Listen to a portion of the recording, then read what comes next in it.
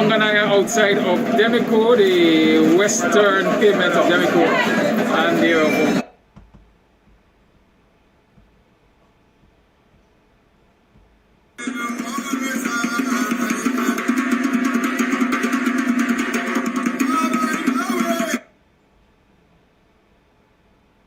Morning, neighbor, morning. Welcome to another program of BUXTONIAN Morning Time. This is our Monday morning's edition. It is the 10th of January, the year 2021. I'm your host, Kidaki Amsterdam. We're coming to you live from the studios of KAMSTV in Buxton and broadcasting on Facebook Live. Trust you would have had a wonderful weekend. I trust you remain safe and healthy. I trust that you're energized to face a new day, to face these new challenges which are starting to confront you. Usually we do the stretch from 6 to 9. Today I will have to stop the program at about 15 minutes to 8 or thereabout, because as you know, myself and others are before the court. We were before the court for that protest last year. The last time we were at court, I reported to you what transpired. In short, the prosecutor had no case jacket to present to the magistracy. And so he was given up until today. They were given up until today. They say they were reconstructing the jacket because the breakdown fires had destroyed that. And so they were given up to today to present the case because we opted for trial. We pled not guilty. Right? Just this last week I was telling you that fire didn't destroy only case files at the breakdown police station, but a lot more was lost in those fires. Fires at the breakdown police station, fires at the DPP's office, fire at the police construction department, fire at the Georgetown Hospital, and so on. Right? The PPP, excuse me, may be referred to as the fire marshals. Good? Because every time they are in office, we get fires. Right? So we are going to court today, and we are expecting that it's the last day for court for us, because I'm of the firm belief that there will be no case to present. And even there's a case that will be presented, it's not a case that can be proven. Right? And so I'll be off to court shortly. Good? But there are some things that we have to talk about this morning. And I wish I had the full length of 2 hours or so to talk about it, because it has to be examined from several angles. And that is the behavior of the current leader of the opposition, Mr. Joseph Harmon, and the current leader of the list, former leader of the PNC, Mr. David Granger. We have to talk about the behavior of these two gentlemen. We also have to talk about the behavior of Comrade Ramjatan and the APN and the AFC.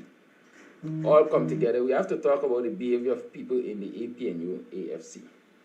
Right? Listen to a little drum, and then I'll come back with you and we'll talk.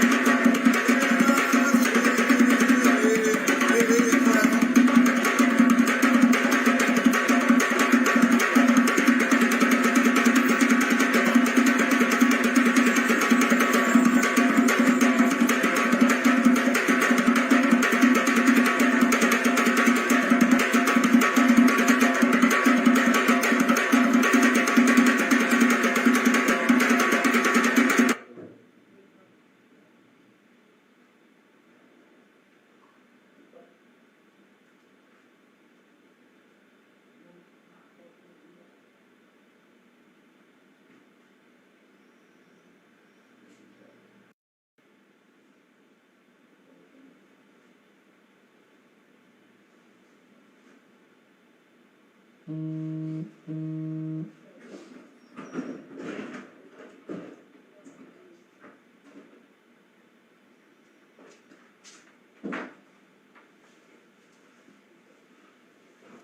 let's talk about this. I can't call it a new development, but this development. You see, sometimes I usually tell people, if I live right, you know, Guyanese like to say, you ain't living right, you ain't living clean, you're impure, you're impure. I usually say, if I live right, I'm going to make you perfect over your man. They ain't got nothing to do with obia. It has to do with insight and forethoughts. I've been saying to you all along that while everybody's waiting on Congress or looking to Congress and the conclusion of Congress for moving forward, there were going to be a lot of humbugs after Congress. And whatever you expect from the new leader, should it turn out to be Aubrey Norton, which it has turned out to be, you might have some disappointments. Because I kept reiterating that the leader of the list is David Granger. And if David Granger did not put Aubrey Norton in Parliament in the first instance, who is to say that he would agree to put him in Parliament once he gets elected as leader of the PNC? Good. And here we are right now, and the big discussion in the public, high and low, is whether or not Aubrey Norton should be allowed to go to Parliament and whether or not he should replace Joe Harmon as leader of the opposition. Right? Now, the PNC had a central exec meeting over the last few days, as I understand it, and it's public knowledge that they voted overwhelmingly that Aubrey Norton ought to be in Parliament and he ought to be the opposition leader. Now, in response to that, members of the APNU, AFC, issued a statement saying that the decision of the PNC, they're entitled to that decision, but there's a set process in the APNU, AFC, in the APNU in particular, that must be embraced by members of the APNU.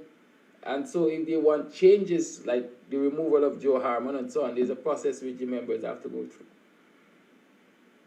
Now I want us to examine this nonsense, I call it nonsense, nonsensical statement from several angles. Because first and foremost, who are the members of the APNU UFC that wrote this statement or wrote this letter or whatever? Where did this letter come from?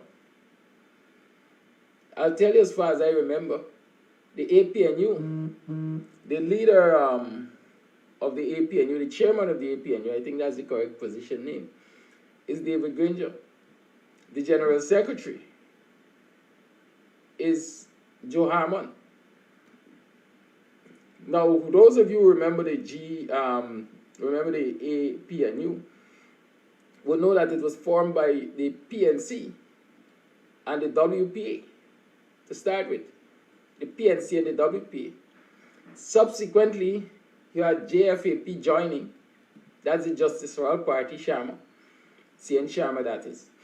You had the GAP joining. I think that is Hardy's party. I can't remember if Hardy is still the person. But so you have the JFAP, you have the GAP. That's 2 to 4.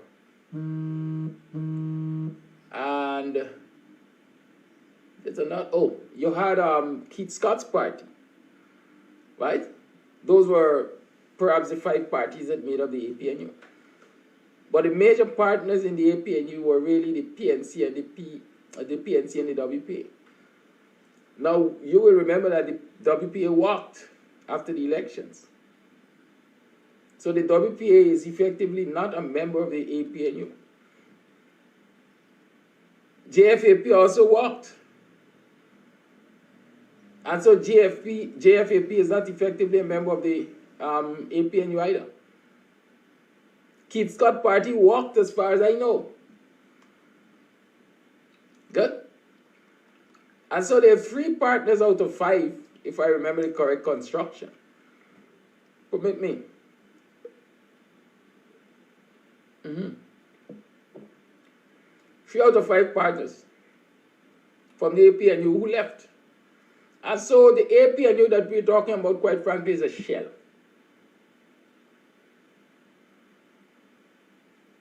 The major partner in the APNU is the PNC. And the agreement has always been that the PNC, being the bigger partner in the APNU, they get to lead the APNU. And so Granger was leading the APNU because he was leader of the PNC. And so it should be natural, a natural fact, that if Granger is no longer leader of the PNC,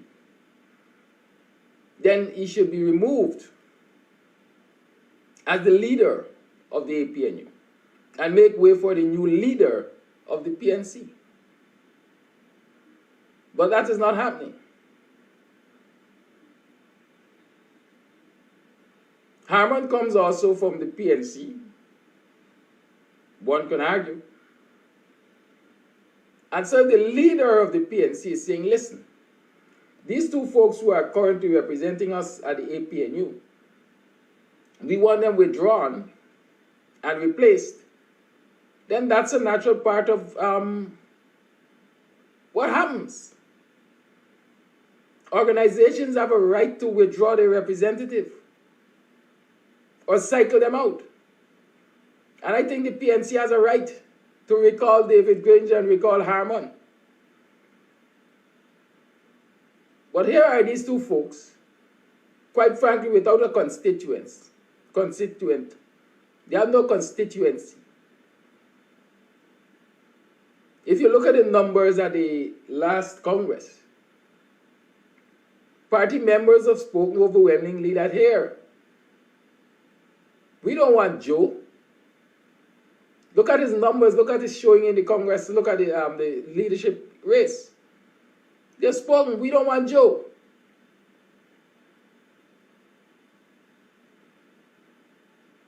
Granger didn't contest the leadership elections, and so he has indicated that he had no interest in the leadership. And so if you've given up the leadership of the PNC, then you also should be giving up the leadership of the APNU. It's the ethical thing to do. But none of these 2 old stalwarts, let me call them that, is showing a willingness to ride off into the sunshine quietly. They're holding on and making all kinds of arguments simply because they don't want to go. And while they don't want to go, they're a humbug to the Guyanese people. But you think that others who are associated with the APNU in Parliament would take a stand and say, well, it is unethical for the 2 of you to hold on to these positions, given the fact that you don't have the mandate of the party anymore. Instead, what you find are these people supporting this idiocy.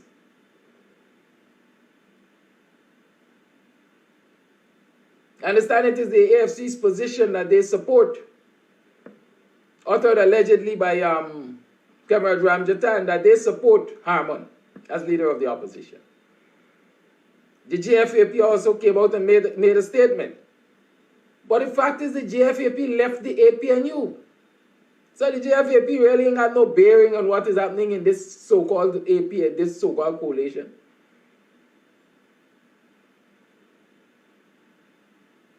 But I want to analyze it for what it is. I want to call it for what it is. In the instance of Granger and Harman, it is self-serving.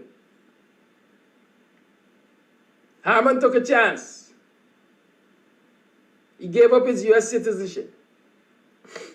At least so they say. And so one would say he made a sacrifice. I don't know if he considers it the ultimate sacrifice.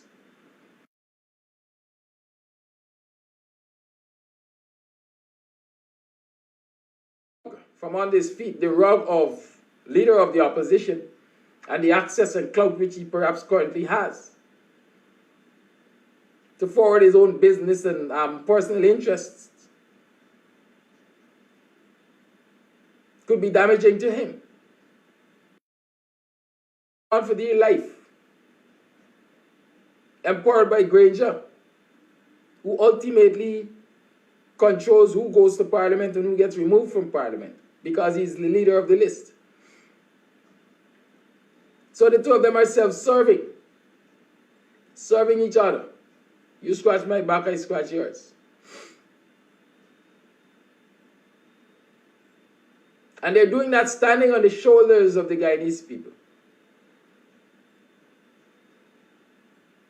Right? Standing on the shoulders of more than 217,000 Guyanese.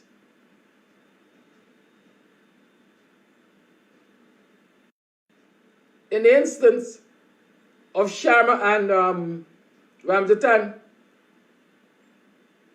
I see it as a panjat. Race for race. It might sound funny, but we will talk about that. Somebody said that Sharma's son, Jaipal, had actually joined the APNU. Yes, Sharma's son, Jaipal, has joined the APNU. But I wasn't talking about Sharma's son, Jaipal. Jaipal formed his own political party and joined the APNU after the fact, after the election. Like Tabitha Sarbo Hali formed her own party and joined the APNU after the elections. Good? But JFAP coming out to make a statement on behalf of the APNU, or in a matter that concerns the APNU, doesn't give them any, they have no clout, because they had left the coalition like the WP. Anything WP is saying right now, or JFAP saying, or Keith Scott Party saying, or, as far as I am concerned, it could only be moral suasion, because they're not a part of the APNU anymore. But let me address this thing that I call Apanjat, race to race. The PPP doesn't want Orbin Norton as an effective leader of the PNC, much less. As leading up to Congress, they tried all kinds of stunts, all kinds of infiltration and all kinds of things to ensure Orbin Norton didn't become leader of the PNC. Because they expect a different kind of confrontation or engagement. Let me say engagement. I don't know if it is going to be confrontational. From Orbin Norton compared to Joe Harman. The PPP is quite comfortable with Joe as leader of the opposition. They can bend him over whenever they want, however they want, and for whatever reasons they want. My belief is that they have so much dirt on Joe that he is very pliable, and he has to be very pliable to them. And they would therefore love to keep him there. And while Joe is sitting there, while he's writing letters and throwing baby tantrums, if you want to call it that, he's just acting for the cameras. And even that he's doing poorly. Because deep down under, he knows that the PPP has its strings. And so he's ineffective. And they know that. And they would like an ineffective opposition leader. They don't want any real engagement with the representatives of the opposition. And the only time they can continue getting along like that is if they have Joe in that seat. And so they don't want him there.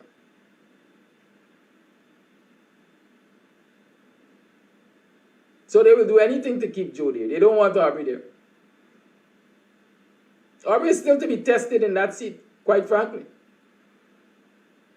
So while many of us might have our hopes up, the reality is Aubrey is still to be tested and delivered, but he has not been given the chance to be tested and delivered in that seat. Against the will of the people, I dare say. So the PPP will continue to try to keep Joe there. Sharma, JVP, from the time the Savitri was convinced that come hell or high water the PPP was going to be installed in office, she jumped ship. She gave up on the APNU. While the Sharma party, Savitri is a force behind it. Sharma is quarter of his former self. She jumped ship. They sent out congratulatory messages to the PPP. They expressed their offered an olive branch to the PPP because they themselves wanted an olive branch. They're afraid of the PPP. They got big business interests to protect. And so what the PPP wants, the PPP gets. So if the PPP wants Joe Harmon, then the Sharmas will support Joe Harmon. Cameron Ramjatan has forever been blowing hot and cold as the leader of the AFC. He came from the belly of the beast. Deep down within, he is PPP. He will always be PPP. And most importantly, he will always be Indian and he will always look out for Indian interests. And if he believes that Aubrey Norton, as many are arguing, is bad news to the PPP and the Indian cohorts, then it's natural that Cameron Ramjatan will take that same position and support it.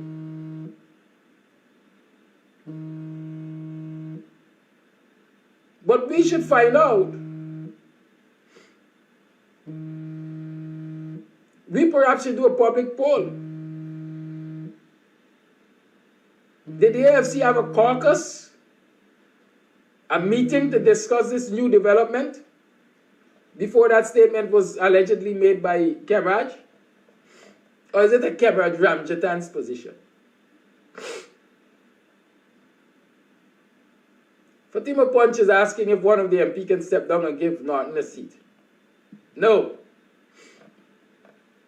An MP can step down, MPs can resign from Parliament. But David Granger at the end of the day has to appoint their replacement. And even if he appoints Aubrey Norton to Parliament, that still doesn't make Norton leader of the opposition. Joe has to give up that position by way of resignation or a vote of no confidence brought on him, and successfully so. And then the MPs will have to vote for the leader of the opposition. So it's, at the end of the day, it all comes back to what Granger would do and wouldn't do. One would expect that these two gentlemen would do the ethical things, and that is vacate their positions and give the new leader of the PNC the freedom to act in the interest of the party. Who is this? Hello. Morning. Yes.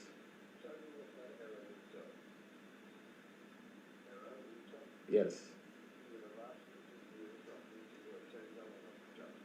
Mm-hmm.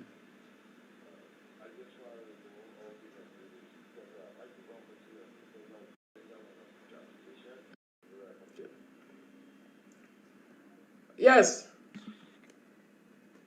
So that's what you're dealing with. People who are looking out for their own self-interest, not the interest of the people they get their political support from. In the instance of Joe Harmon and David Granger, they're not looking after the interest of the majority of PNC supporters, the delegates who represent people, who represent members in the PNC. Because the delegates have spoken, we don't want Harman. And by extension, we don't want Granger. Or as a matter of fact, Granger gave up the job. He did not reapply for it. For him to remain party leader, he had to reapply for it, and that he had to contest the election. But he knew to himself that he was going to get a fine cocktail also. And knowing the man's ego, he couldn't stand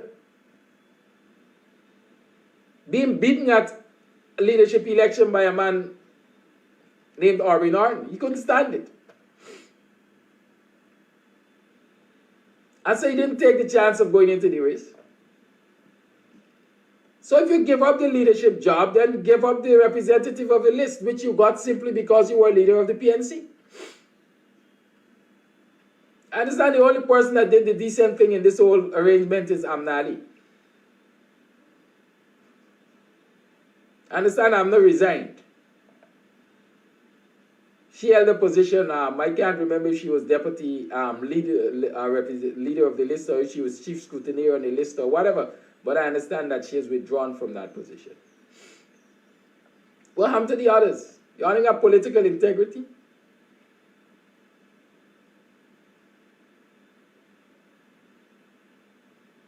Every time I hear Ramjitan opens his mouth recently,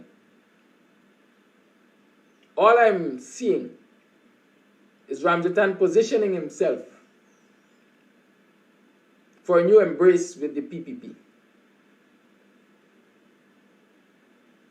Whenever the next elections are called, I will not be surprised to see Ramjitan on their slate, or the entire AFC on their slate.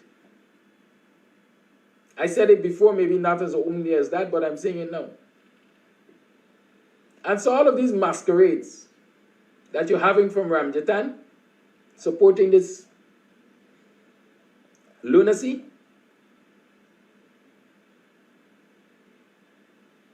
is all self-serving for himself and the AFC. Of course, we know Granger and Harman acting in their best interest, their own interest, not necessarily the people whose shoulder they stood upon to get there. It's now 7:31 hours. I'll give you 20 minutes to call in. Or 15 minutes. Let's do 15 because I'll use the other 5 to disappear.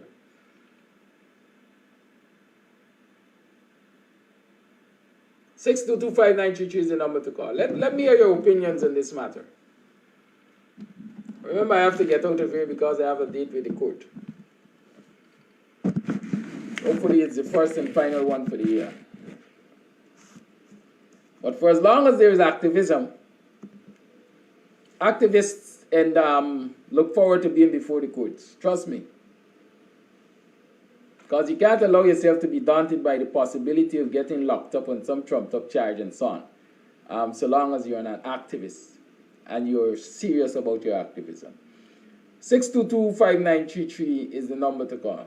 Call and let's talk the thing.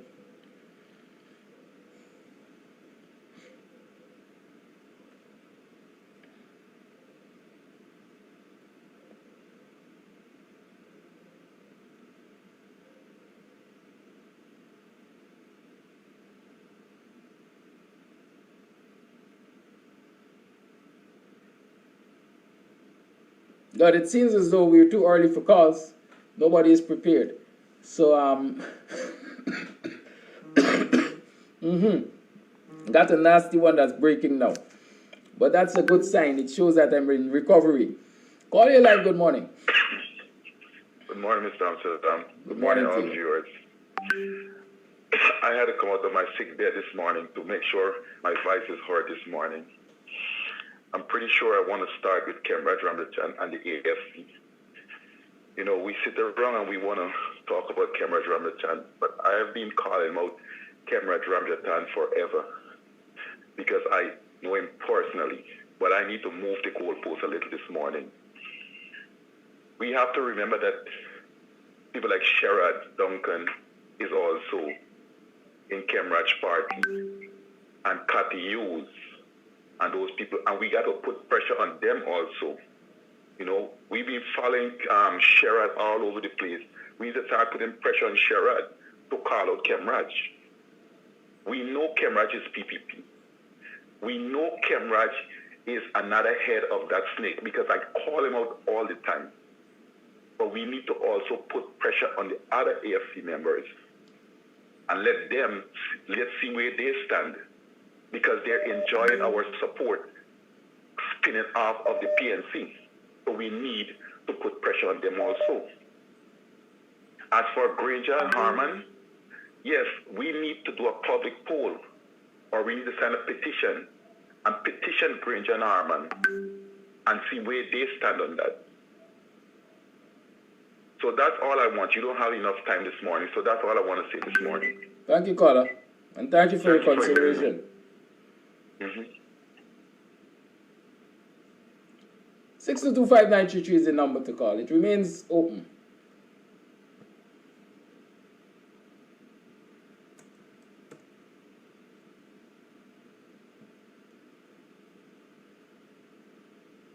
I have a voice note. Let's play it. Good morning, Mr. Kadaki. I can't understand why Mr. Granger will not want to leave on a high note. He has done his part. He has done good. He has united the people. And for now to leave with bad waters, the people don't want you. The people don't want you. Go your way. You're already a big person. Go and relax, Mr. Armand. The people don't want you. Go and leave on a high note instead of you just causing this corruption. I don't understand our people at all, boy. Can't get it. They can't get it right at all. Wait, what you're fighting for? You have to die and leave all these things and you're fighting. Then what will you say about the PPP? You're behaving just like them. May God be with these people, I tell you. Voice note. Good morning, sir. I said this before, and I'm saying it again.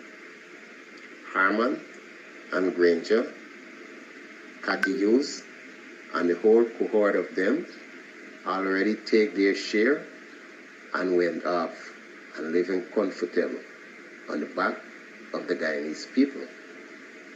Ramjatan was always a PPP, and he would always be a PPP.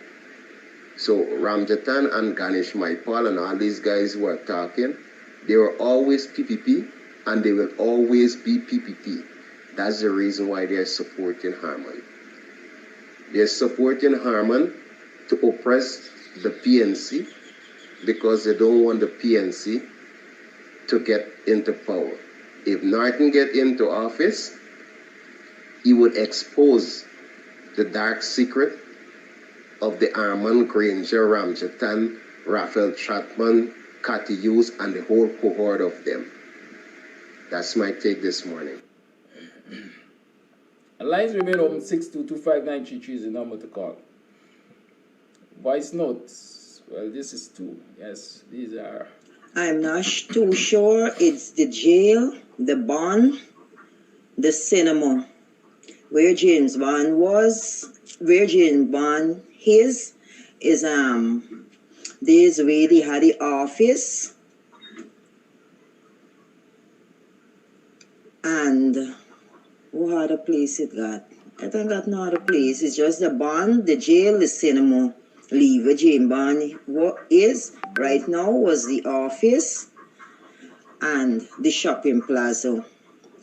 And if so be that it had a co-op for the plaza, it gonna the old folks die out. We gonna know everything like Joe Bacchus, many other older folks, and if they're not died or dead, they will be overseas. And most of these younger folks that is fighting up with James Bond knows nothing about Melanie. They didn't born, some of them, when those things was in existence. They weren't born. And some of them, when they born, they were very little. When the cinema almost, come to an end, the shopping plaza and those things. Many of them are strangers to Melanie that is standing with thing and say, oh, them is Melanie man and them is Roots man. But they are very young. They're very young. I am from there. I'm living at Golden Grove at the moment, but I am from there. Many people don't know these three a thing, and I don't know why he didn't go and open this business place in one wife community and see if he would get the support that he getting, and then he bringing in stranger to do thing. Melanie North and Melanie South is one playground. It already has a playground, and the same Melanie people them supporting James man saying, look at that Golden Grove North and South. It's one playground, not two playground. Over North, we got some extra people live us. People go and squat there. Some of them is squatters, some of them is not from the scheme. Which scheme you know got two playground? The only thing Melanie is short of is a burying ground and a police outpost or a police station. If Bonham was alive or people they maintain, Melanie would have named a town because it's everything you could have get in Melanie. If anybody for said that how their roots is Melanie Damashana, I am one of them and many others, but most of these people die out or they give their place to other relatives. Some of them sell and some of them overseas. Most of the people now at Melanie are strangers. Most of the people them are strangers. Them already know nothing about Melanie. They just come and live at Melanie. Where Jamban is right now, there's where it at the co-op office. Joe Bacchus, it had many other persons, my father, many other persons, things that used to run the rice field and run certain things. There's where the co-op office went with all the documents and such like. And when James Van got there, James Van didn't go and tell people he wanted the place to use for a night spot. He said, oh, he's doing a recreation thing for the children, and we're going to get a little trampoline, and they're going to get little days, and they can get little educational thing going on, little classes, whatever. And he do it like for a month or a little while, and then into business. So he didn't pay nothing there, and there is wrong. They're using trick, and now we bringing in other people to do other things. And Melanie, when people talk, you're going to hear say, oh, it's you and one development. You tell me the night spot. What we gaining from the night spot? What the community gaining from the night spot? They're losing income. They're losing money because they're going there and spend the money. And who getting rich? A man that has money already. You tell me, if it wasn't for Mohammed, a small man could have go and say, but he doing thing at a piece of land there. You tell me a small man could have go and do it? Or a APNU man could have go do it without a big fight and a big shout and all the way oh, they're going and squat and the government says government reserve and nothing can go there and this and that. No, it's the influencer Mohammed. And James Wan is saying it is not that we don't like James Wan or we hate James Wan, but we hate the things that he's doing. How can you do that? Can James Bond carrying some black people at Enmore see a piece of land and go and develop it? Can he do it at Enterprise or any other Indian area? There's what hurting us. It's not that we don't want development, that we don't want thing, but it's who you're doing it with. When he was campaigning, he wasn't behaving like that. He wasn't saying the things that he is saying now. That is what getting us upset. Calling live, good morning. Hey, good morning, Kadaki. Good morning to public. Listen, public. Listen, this is why Charan Das could have do what he did. Because there are many of them in the AFC who has pledged allegiance to the PPP party, right? And they are going to be like that until the end of time, right? We're not going to get any change. And the few in our party, which is the APNU AFC, they have infiltrated our ranks, you know. I don't know why Mr. Arman don't do the right thing.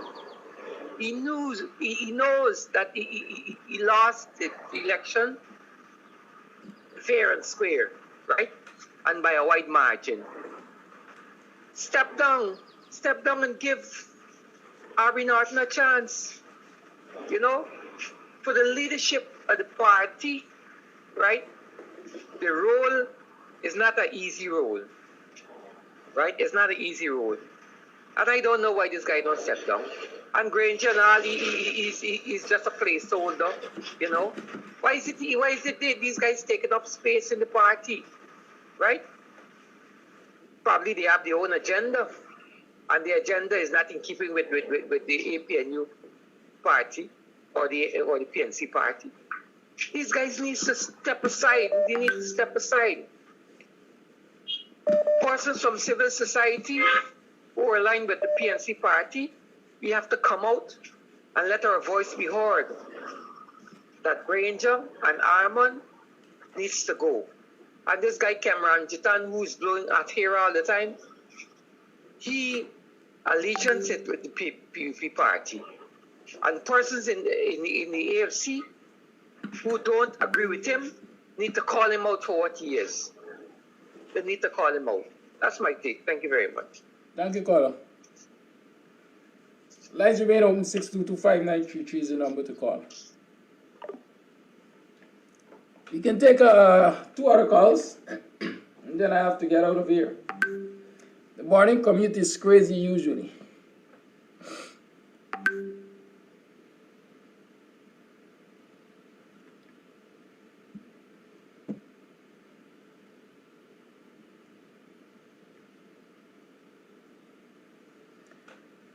All right, let me see if there are any other voice notes.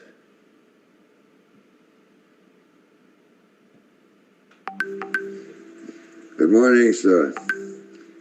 That's the price you pay Call on the line. in the political arena. You give up a lot. You lose. It's hard to walk away. See what I'm saying? There's a bunch of confusion now. AFC, up and coming party, come wait. They have to get power. Look how much of the people walk away. The supporters, not the supporters per se, the people who used to back them and things like that, big people. Look how much people walk away. Because Sharnas, look at Sharnas. Sharnas didn't get what he wanted, they promised you this and that, and he had to go back and tell you people, well, oh God, bye, sorry, we didn't get it. So they walk away. That's the political game. And that's how political game go. You got to go in. We take a page from thing, everybody hollering. I hear Norton use Trump administration and Biden. Biden administration can't see further than the nose. Of course, performing some cultural tunes Saturday morning. You see what I'm saying?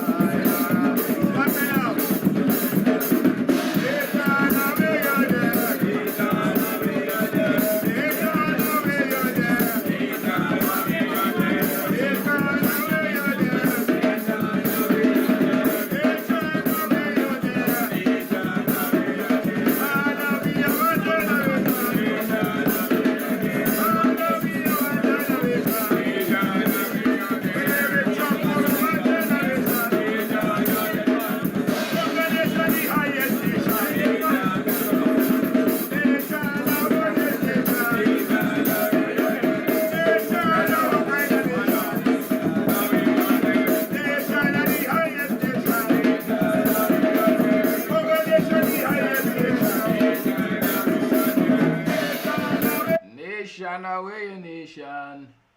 Nation, away you there. All of we are one generation. Nation, away you there.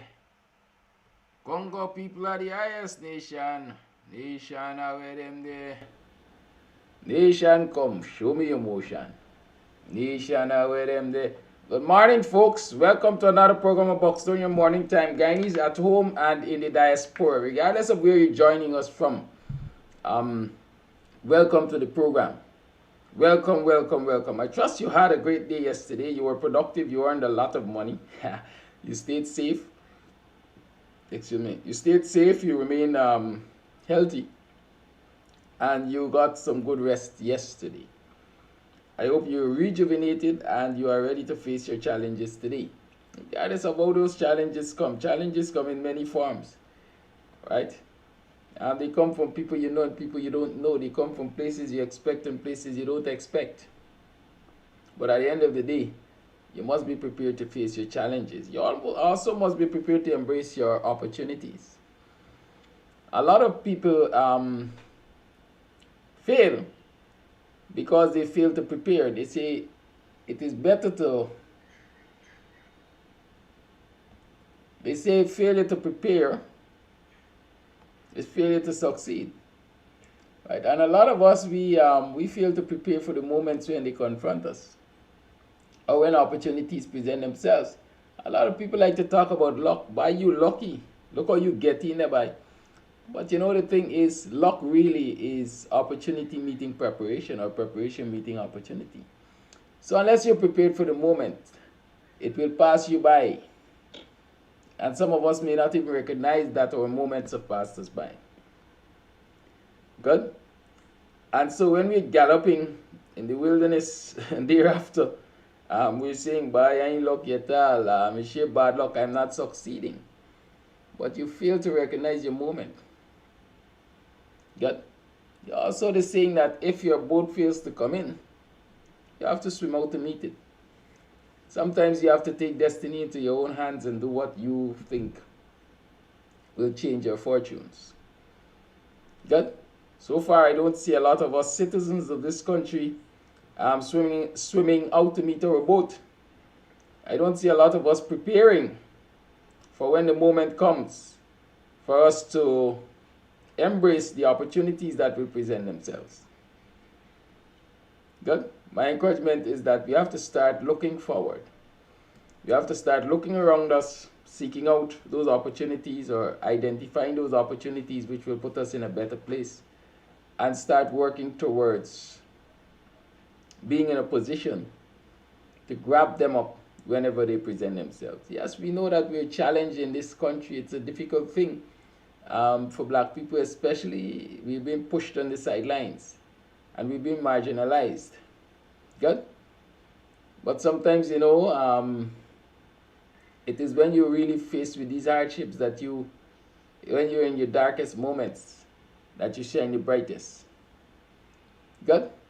And my encouragement to you this morning is to don't let the bugbears keep you down. Just keep striving, striving, striving, striving. You'll get there eventually. I'm happy to report to you this morning that those of us who were charged with protesting, they call it unlawful possession, back in August. The courts pronounced yesterday and the case was dismissed for want of prosecution. Now, want of prosecution resulted from the police's claim that the files were destroyed in the Brick Dam fires. Good? The files were destroyed in the Brick Dam fires. The last time we went to court, they were giving up to yesterday to reconstruct the files because they said they were in the process of reconstructing them. But yesterday, again, there was no file for them to proceed with. And so, Councillor Darren Wade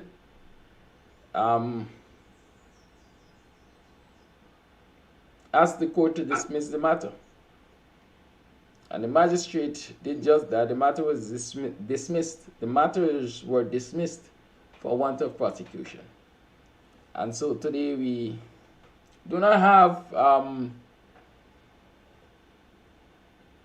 any convictions recorded against our names. Not that I think we were going to, because I know they couldn't prove that case.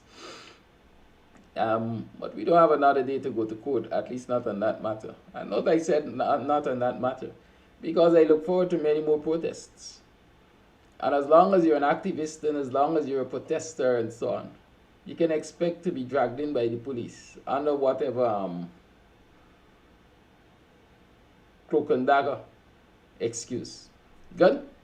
But let's not dwell too much on me this morning. It's Tuesday, we have the doctor in the house. And I don't think we've had him on for the years yet on BUXTONIAN Morning Time, or did we have one episode with him? Only the calendar could tell me that. Yes, on the 4th of January you would have been here. Right. And so this is our second episode with Dr. Hinds. Oh yes, I remember he was here the last time. And it's one of the things I would want to start the program off with. Dr. Hinds, good morning to you. Welcome to another program, BUXTONIAN Morning Time. And a very good morning to you, and good morning to your listeners and viewers. I noticed you second Tuesday morning of the year. Yes, I noticed you're safely back at your place of employment. That man who wrote to your president of the university didn't get you fired, did he?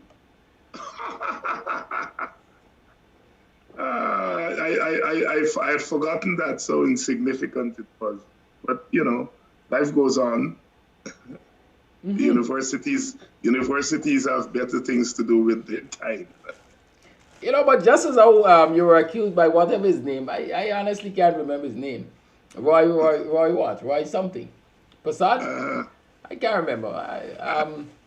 Of being racist. You have the distinct honor of being referred to as a racist by your very own James Bond. Following last week Tuesday's program, I saw several videos of James Bond representing his own cause, and in one of them, yourself, among others, were referred to as racist. How did you react to that accusation from James? Very big reaction, you know. Look, I have said what I've said about the James Bond situation. It was unfortunate. I think it was a lapse on the part of James Bond, and I understand that he has addressed that issue. And I wouldn't pay much attention to James referring to myself and others as racists. You know, I just don't think it's serious, so I wouldn't spend time on that. But would you spend time on what's happening in Melanie right now? In that the Mohammeds have now been introduced into Melanie by James Bond under the cloak of philanthropy. I see they're going quickly ahead with fencing, playfield, and talking about constructing state-of-the-art international standard facilities there. Do you think this is just philanthropy, or the PPP is at work? Well, if they say it's philanthropy, it's philanthropy. Whether the PPP is behind the philanthropy,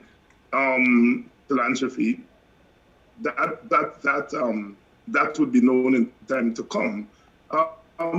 Look, we are living in very serious times in Guyana, and there are going to be all kinds of development. And I always say to young people who are getting involved in politics, don't just live for today. Don't just look at today. Don't just analyze what is happening today. Look at what will happen in a year from now, in 6 months from now. Because sometimes you look at what's happening today and you try to understand it as today. There is something larger that is happening in Guyana. And the larger thing that is happening in Guyana is that our balance of force, our balance of power is being disrupted. What do I mean by that? There are two major political, ethno-political camps in Guyana. One represented by the PP and one represented by the PNC. That's a reality. At the moment, the PNC is in turmoil. I don't need to go over that. I think viewers know what's happening in the PNC. They had the Congress, and one thought that that was a healing moment. Apparently, it has not been, and the problem continues. Now, while the PPP is in turmoil, the other ethno-political camp has power in its hands, and it is trying to do as much with that power before the PPP-PNC catches itself and returns to its strength, where it can have that equilibrium, that balance. So the PPP is trying everything on the sun at the moment. It's changing laws willy-nilly. It's threatening activists with locking them up. It's locking up former ministers of the government. And it's making a big play to influence what happens in the African Guyanese community. And what there is the notion that the previous government did nothing for the Black community, and they are going to do something for the Black community.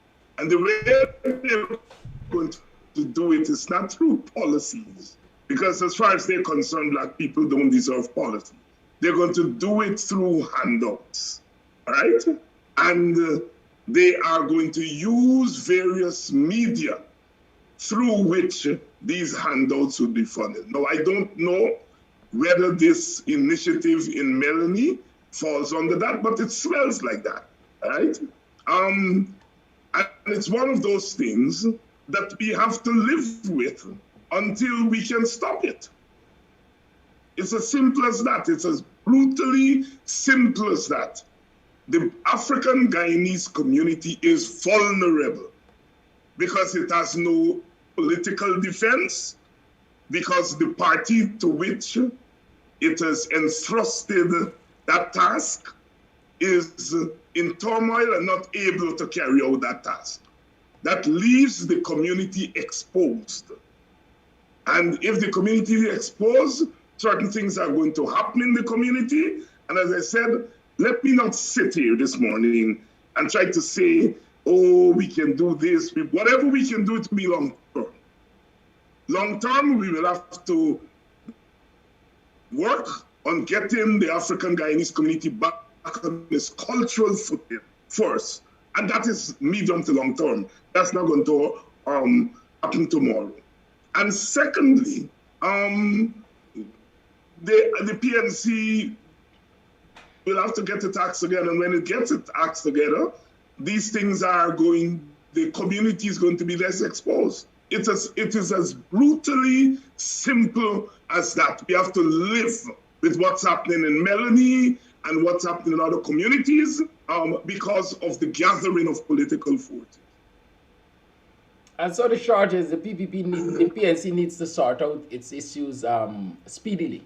I am not, Kanaki, as you know, I don't make arguments like that. I'm giving you the confluence of forces, the lack of cultural defenses in the Black community, the lack of political defenses in the Black community, and when a community in a competitive environment like this is left so exposed culturally and politically, it is sitting duck for the things that are happening.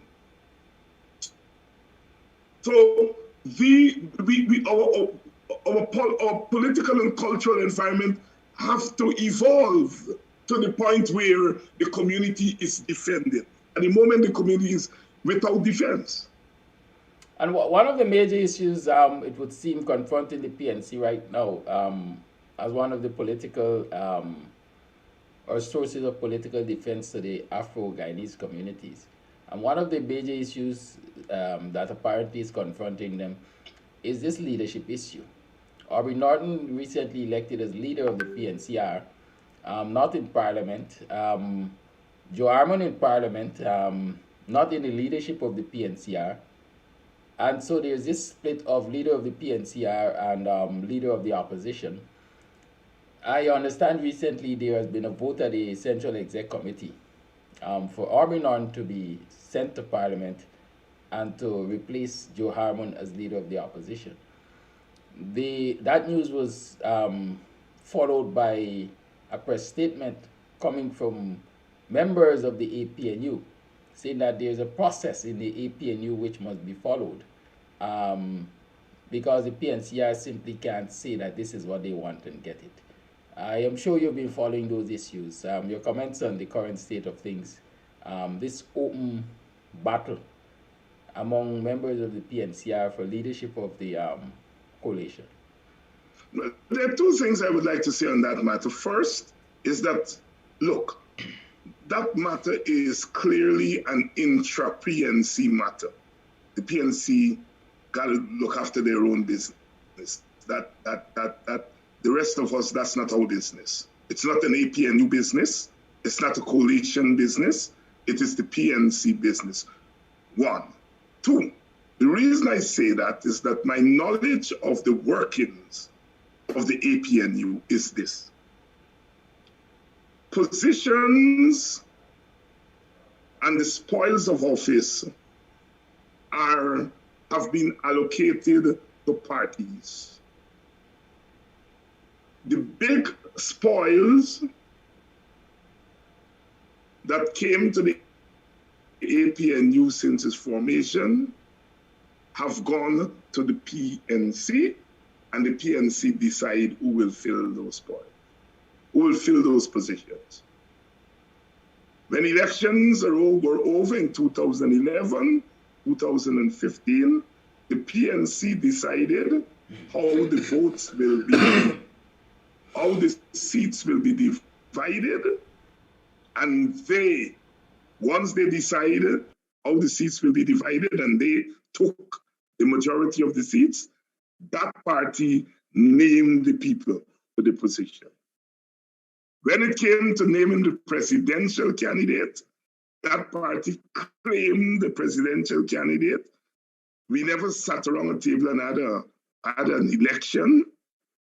The PNC claimed it, and the rest of us didn't fight that. They understand the PNC is the big party, and they should get the big candidate. And the PNC filled that position with its leader. As I said, once the elections were over and seats were divided, we never sat around a table and negotiated so much with the PNC, so much with the WPA, so much with the Justice for All Party. The PNC made that decision. It took most of the seats. It gave one and two to the others, and it took most, and the PNC decided who among the membership will sit in those APNUs. When it came to the representative of the list, in 2015, the representative of the list was decided in the Commons Accord between the APNU and AFC. The understanding that they would have a neutral representative of the list. And Dr. Harold Lutchman was appointed the leader of the list. In 2020, the PNC decided that they wanted the leader of the list for their party. And as part of their negotiations of the new Commonsburg Accord with the AFC gave up the notion of a neutral representative of the list in order to keep their number of seats. And so that representative of the list was given to the APNU, and the PNC decided that it's for them, and they filled it. I am making the point that all the positions that were held by Mr. Granger or the PNC, Mr. Harmon is the General Secretary of the APNU. There was never an election. We never sat around a table. Mr. Harmon was named the General Secretary by the leader. We never sat around and said, who's the leader of the APNU? The PNC decided, we are the big party, we should get that position, and they gave it to Mr. Granger.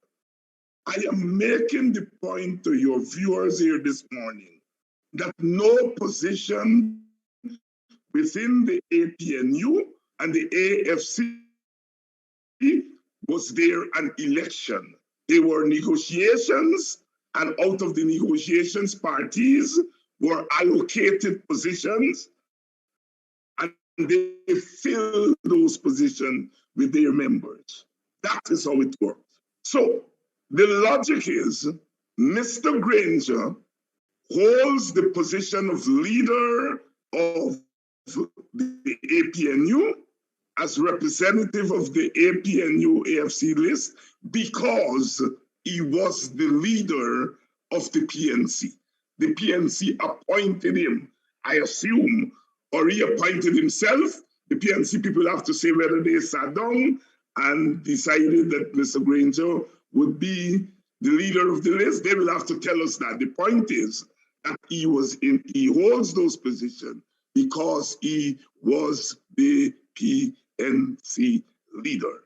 Now that he's no longer the PNC leader, the logic is the PNC has the right to name somebody else in that position.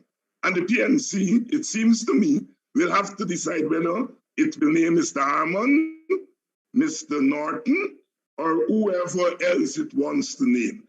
That is the PNC business. That's not my business. That's not APNU business. That's not AFC business. That's nobody else's business. When in 2020, the PNC wanted to do a number on the AFC, they wanted Nagamutu to be the prime ministerial candidate. They didn't want Ramjatan. And they tried everything, and Ramjatan said, this position is an AFC position, and the AFC will decide who they want, and the AFC decide they want Kemraj Ramjatan. And they named Kemraj Ramjatan. The PNC, in the end, couldn't do anything. When the elections were over, and the APNU, this was decided on who will go to Parliament, Mr. Granger tried to do this, but not tried. He did the same thing that he tried to do on the AFC and didn't get through. He did it to the WPA.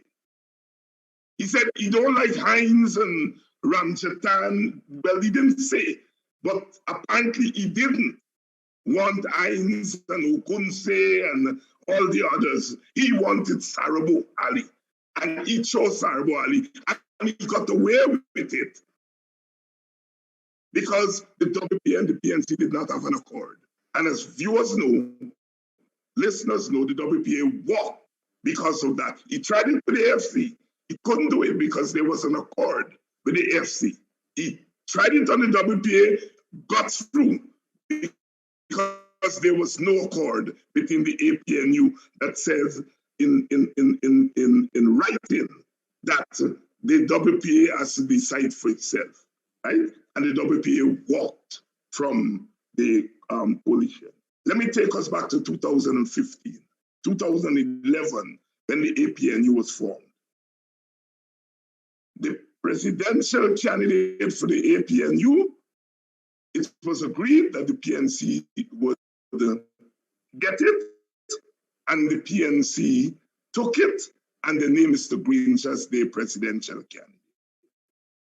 The WPA then argued that as the second most powerful party, powerful may not be a term, a right term here, but as the second known party in the AFC, that we should have the prime ministerial candidate.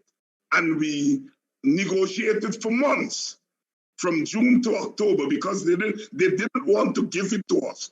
They wanted to give it to another PNC person. And we negotiated. I know because I was one of the negotiators.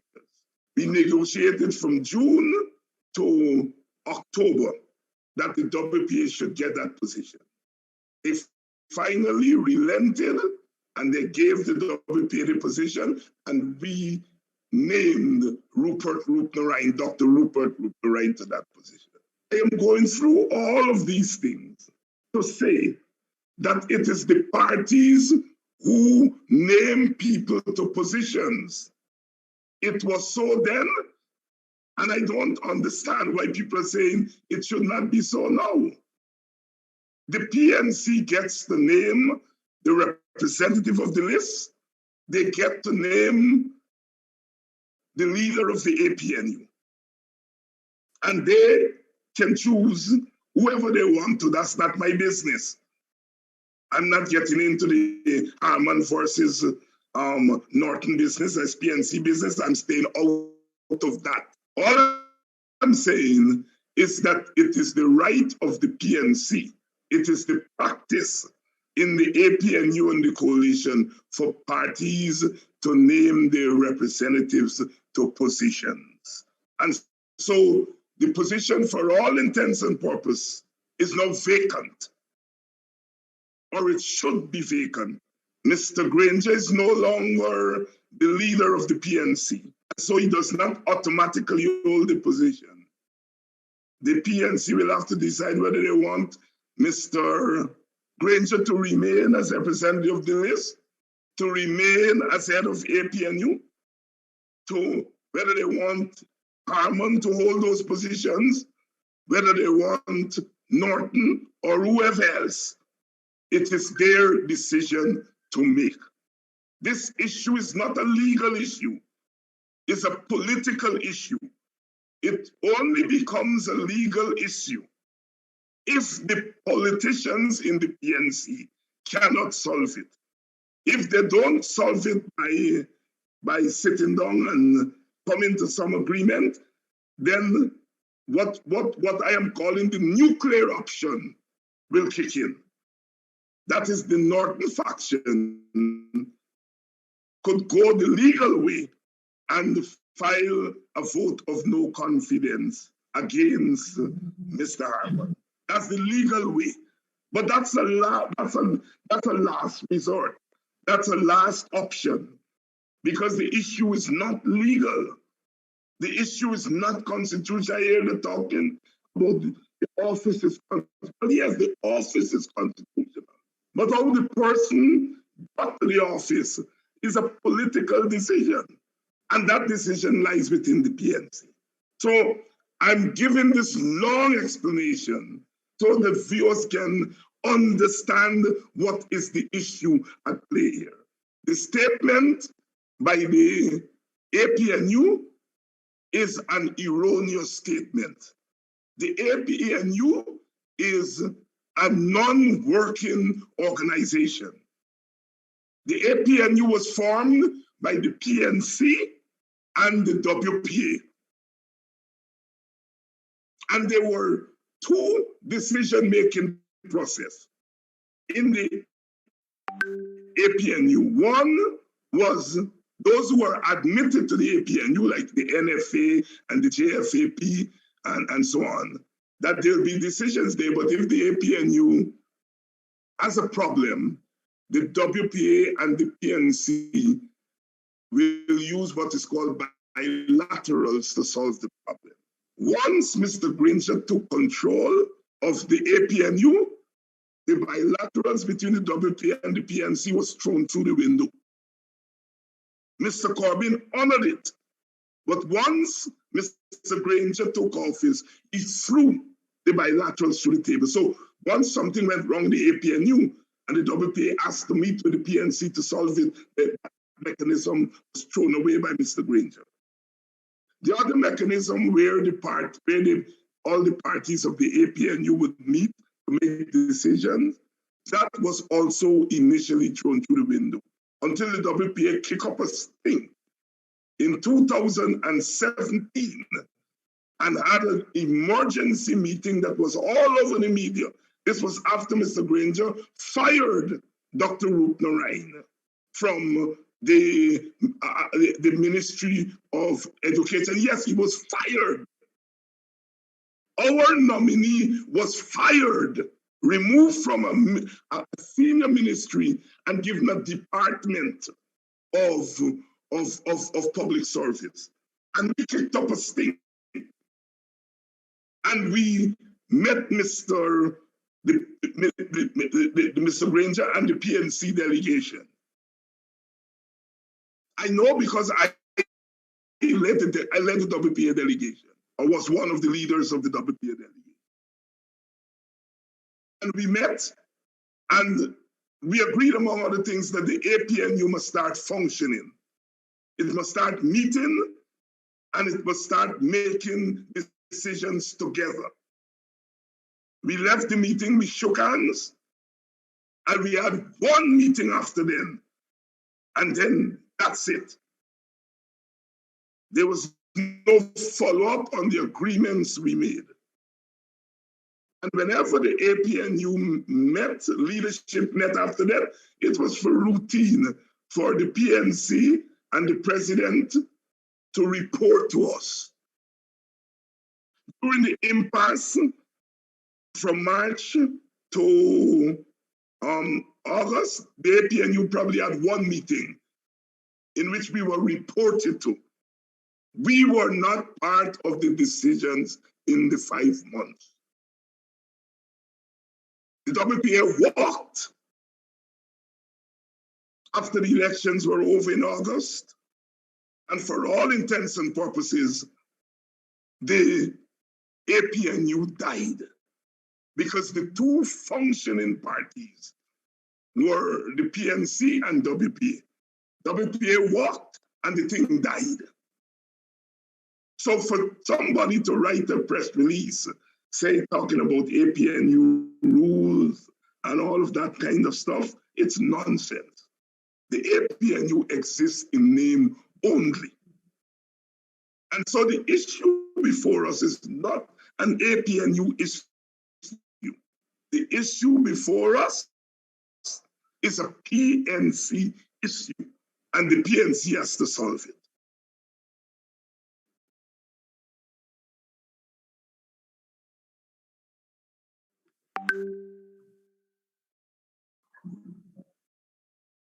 Easier, it's smoother. In previous programs, I give the example of Antigua, where the opposition has one seat in parliament, and that seat is held by a member of the leadership of the opposition party, but he's not the leader of the party. The leader of the party is not in parliament. So you have an opposition leader in parliament and the leader of the party out of parliament. But nothing can be done about that because they do not have the slate model. They have the constituency model. So the opposition leader is elected to its constituency. And there's nothing you can do about that, right? You can't remove him, recall him, and put the leader there. The leader has to win his seat to get into parliament. So they have a different system. They first pass the poll system. In our system, the PR system, you don't vote for a candidate, you vote for a slate of candidates. And that slate of candidates included Mr. Harmon, Mr. Norton, you, Kidaki Amsterdam, myself as WPA people, all of us were on that slate that the 230-something thousand people voted for. They voted for all of us. The representative of the list, who is the number one on that slate, he then extracts the 31 from the slate. But all of us on the slate were elected by 230-something thousand people, not Mr. Harmon. The slate was elected. And the leader of the list then extracts Mr. Harmon and 30 others and names Mr. Harmon as the opposition leader. I give those facts to say, I don't think that this matter would be solved between Norton and Harmon, unless Harmon decides to step down. Then Norton, it opens the way for Norton to become the opposition leader. But Norton has to be drafted in to the legislative group. That means that somebody will have to be recalled. And the only person who can do that is Mr. Granger. So really, Norton should be meeting with Granger, because it is Granger who holds the position of leader of the list. And it is the leader of the list who will have to first recall somebody and replace that person with Norton. And then it is the leader of the list who will then have to recall Mr. Harmon, or ask Mr. Harmon to resign his position as opposition leader and names Norton as opposition leader. Granger has the key, not Harmon. People are beating up on Harmon wrongfully. Harmon did not appoint himself to Parliament. Harmon did not name himself opposition leader. Granger did. And it is Granger who will have to give up the position as representative of the list. The most Harmon can do is say, I resign. Harmon can, in the next hour, say, I resign as opposition leader. Aubrey cannot then become opposition leader. Aubrey, first of all, has to be drafted into the legislative group. And in order for him to be drafted in, somebody has to be recalled. And it is Granger who has to do that. We are talking crazy. I see the media, and one of the things I get so excited about, I'm so disappointed about, and pardon me, viewers, if I sound a little animated on this issue, because I think people don't understand the process, including Aubrey supporters. Harmon can say, I resign as opposition leader. That doesn't automatically make Aubrey opposition leader. Aubrey has to be drafted in to the legislative group. And it is Granger who will have to recall somebody and then appoint Aubrey in that person's position. And even then, when Aubrey gets into Parliament, he does not automatically become the leader. Granger will then have to appoint him the leader, the opposition leader. So the PNC has to decide which formula works for them. To get back to your question, but it is always easier to work with a formula where the leader of the opposition and the leader of the party is the same person. It's easy. The party may decide tactically to split the parliamentary stuff and to keep that away from the leader of the party. They will have to decide that. But to answer your question, yes, it's easier to have it fused, where the leader and the opposition leader is the same person. Joe earlier agreed with that. He said there should be one person. That was before the determination of the election. There are two comments I've seen, and I will invite you to respond to both of them. One comes from Randolph Critchlow. And it's important to respond, in my mind, to a comment made by Randolph Critchlow because he is in the midst of everything. Critchlow says that Harmon has been the leader of the opposition since 2020 without being the leader of the PNCR. How suddenly now it can't work? Well, that's for the PNC to work out. I don't know. I'm not saying whether it can work or not work. That's not my business, right? I am just, as a political analyst, saying normally it's a fuse, and Joe agreed with me. Joe Harmon agreed with me. Normally it will fuse because it's easier that way. But parties have functioned. I give the example of Antigua, where the leader of the party is not in parliament. And that works for the UPP in Antigua, partly because they can't do anything about it. They can't recall the man in parliament and put the leader in parliament because they have a first past the post system. And so my answer to Randy is that those in the PNC who are saying that it can work, they will have to advance their reasons to the PNC membership why it can't work, right? No, I can be a consultant. I'm just kidding. You know what, Randy, they will have to advance their reasons. You ask a question, it's a legitimate question. If those who are saying it can work, it cannot work, they must advance the reason and try to convince the leadership of the party. That is why I'm saying it's a PNC issue. I am not saying it can work. I'm saying the PNC has to decide which formula works for them. Now, there are two comments from Alison Richards. One is that you are being dishonest.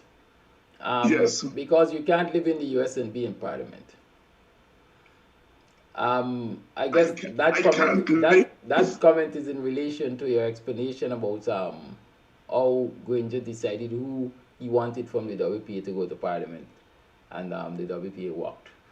In short, she's saying most likely in your instance, you live in the US, so you can't be in parliament. Well, there are two questions she's raising. One is based on ignorance. Both of them are raised on ignorance. She's assuming that I was one of the persons to go to parliament. So she obviously didn't know what was happening. The WPA at the time said the one seat that we got, we were going to divide it between Ali Majid and Tabitha Sarabo Ali.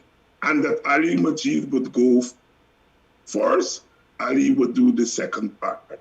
Mr. Granger didn't honor that. David Hinds was never slated to go to parliament. So please, Miss Allison, withdraw your nonsense about dishonesty. I was never going to parliament, right? So that we named our two people who were going to take up the one seat, right? The second thing, the second point you're raising is also based on ignorance. I can live anywhere and be in parliament. I can live anywhere and be in parliament. Our parliament is not a full-time parliament. I can fly from the United States whenever parliament is in session, go down, be in parliament, and fly back to where I work, if I choose to. You can be in Mars and be in parliament. So both your assumptions are based on ignorance. The assumption she's making, I think. Full-time parliament. The assumption, I think the assumption she's making, Dr. Hinds, is that you're a U.S. citizen. No, because I'm that not was a the US issue citizen. with our parliament. In case people want to know my business, I am not a U.S. citizen. I've never been. The only country I have been a citizen of is Guyana. Good. And so thank you for that clarity. Assumptions. Right, thank you for that clarity there, because I am sure the assumption is your citizenship. You live in the U.S. and therefore you're a citizen of the U.S. And we know the issue with Sharon Das and the dual citizenship and so on. So that has been clarified. I can assure Ms. Allison that I made that decision from the first day I arrived in the United States, that I will not relinquish my Guyanese citizenship. It's a conscious decision. I was involved politically in Guyana before I left, and I knew that I would continue to be involved, and that it's only fair that I remain a citizen of Guyana. And that is why I spend 5 months of the year in Guyana, 7 months of the year in the United States. In case people trying to know my business, I tell you I'm in business now.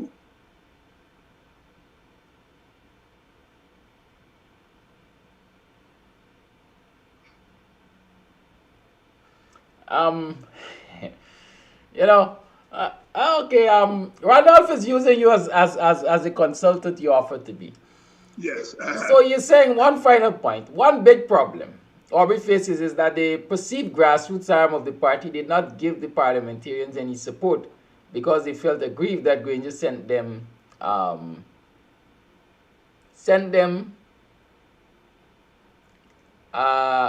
not sure, Al's left them out. I'm thinking he's saying that the current parliamentarians are not getting the grassroots support because the grassroots feel that Granger did a disservice by sending those people to parliament and left out people like Aubrey Norton and so on. I'm not sure that is what he's saying, but it reads like that. Like he says that's a big problem faced by Aubrey. I don't necessarily understand. Randolph, if you can clarify for us, we will welcome that. We were talking about, another question which was put, and these things have been explained again already to some extent by myself, but maybe the professor can bring clarity to them.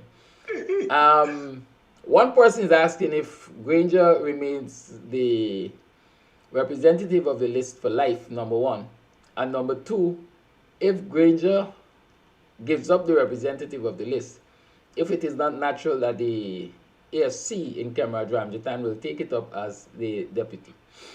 Excellent questions. The leader of the list is there for the term of office, right? Now, if Granger steps down as leader of the list, he will have to inform GCOM.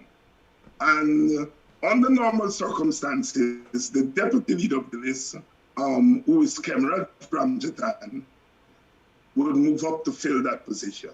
Now, that assumption assumes that a single party is represented. In the case of a coalition, the coalition has already made a political agreement that the leader of the list would be from the APNU/PNC, and the deputy leader of the list would be from the AFC. So, although Ramjatan, from a legal constitutional standpoint, becomes the leader of the list if Granger resigns or something is wrong with him and so on. In this case, that doesn't hold because they have a Commonwealth agreement which says that the number one, meaning the leader of the list, must go to the big partner. And so the big partner, if Granger resigns, the big partner gets to fill that. It doesn't mean that the AFC can't make a legal play. But they're not going to do that, because they have the Commonwealth Accord. And the Commonwealth Accord say they must have the number 2 position, and the APNU must have the number 1 position. So the APNU will get to, if Granger resigns, which would be the easiest thing to solve this problem is if Granger resigns. And if he resigns, then the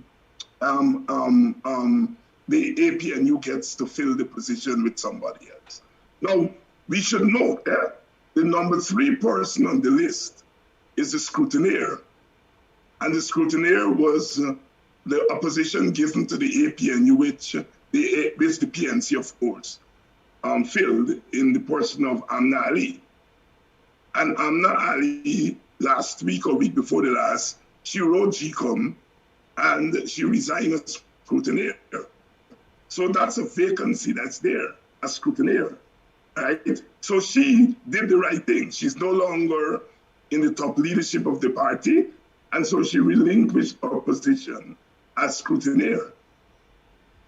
And people are asking, why doesn't Mr. Granger do the same thing and solve the problem?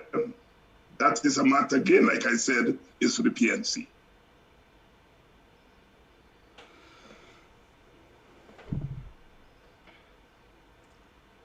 Good, so there you have it. It's now 9 minutes to the 7 o'clock hour. Sorry, 9 minutes to the 8 o'clock hour. Let's talk about it.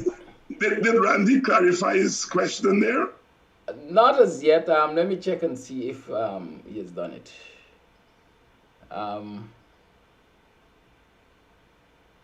I don't see any clarification from Randy. Yeah, I think he might be saying, look, the grassroots did not give the parliamentarians... Okay, here it is. He just posted. The grassroots members who were left out of parliament refused to give the MPs any political support. Now, these same MPs are being asked by the grassroots to vote in parliament. Now, these same MPs are being asked by the grassroots to vote in parliament to make Aubrey leader of the opposition in parliament. Do you believe even if Joe resigned, they will support Aubrey in parliament? That's the question. Randy, look, let me let out a secret. I would like a stable PNC. I would like a PNC that is strong and stable, because this is not just a party issue. This, as I said at the beginning of the program, this is an issue of half the society being left exposed. So, I'm being selfish here as an African Guyanese, in saying I would be glad for the PNC to solve all its problems so it can become strong again and defend Black people from being attacked as they are by a rampant PPP. So my answer is that I would hope they do that, but you raise a very important question. You raise a very important question. The divisions in the PNC are deeper than meets the eye. And now it's going to take time to heal those wounds. Many people thought that with Aubrey Norton's election, all the problems will be solved. And it is because people did not have an appreciation and understanding for the deeper problems. And so I remember last week or the week before, I can't remember whether on this program or on my own program, I asked people to be patient. And I knew why I was saying that. Because my knowledge of the problems in the party, including the one Randy raises, where those who were in parliament were not supported by those who were outside the parliament. And he's asking, if Aubrey now becomes a leader, will those people support Aubrey? And that's a legitimate question. He may also be implicitly asking, should they support Aubrey? But in the interest of party unity, I would suggest that they may want to say, let bygones be bygones, and support him if he becomes the leader, right? But in politics, it's not as easy as that. It's not as easy as that to say, let bygones be bygones. Wounds sometimes are very deep, political wounds. They're the worst kind of wounds. The worst kind of wounds are political wounds, So, Randy, you've raised a very important question, and I'm glad you raised it because it gives me an opportunity to say to people out there, this thing is not over with Aubrey's election. There are other deep-seated issues that will have to be ironed out. And if I were Aubrey, I would be asking all you to hold strain to be patient because there's more in the matter than the pistol. Thanks to the question, Randy.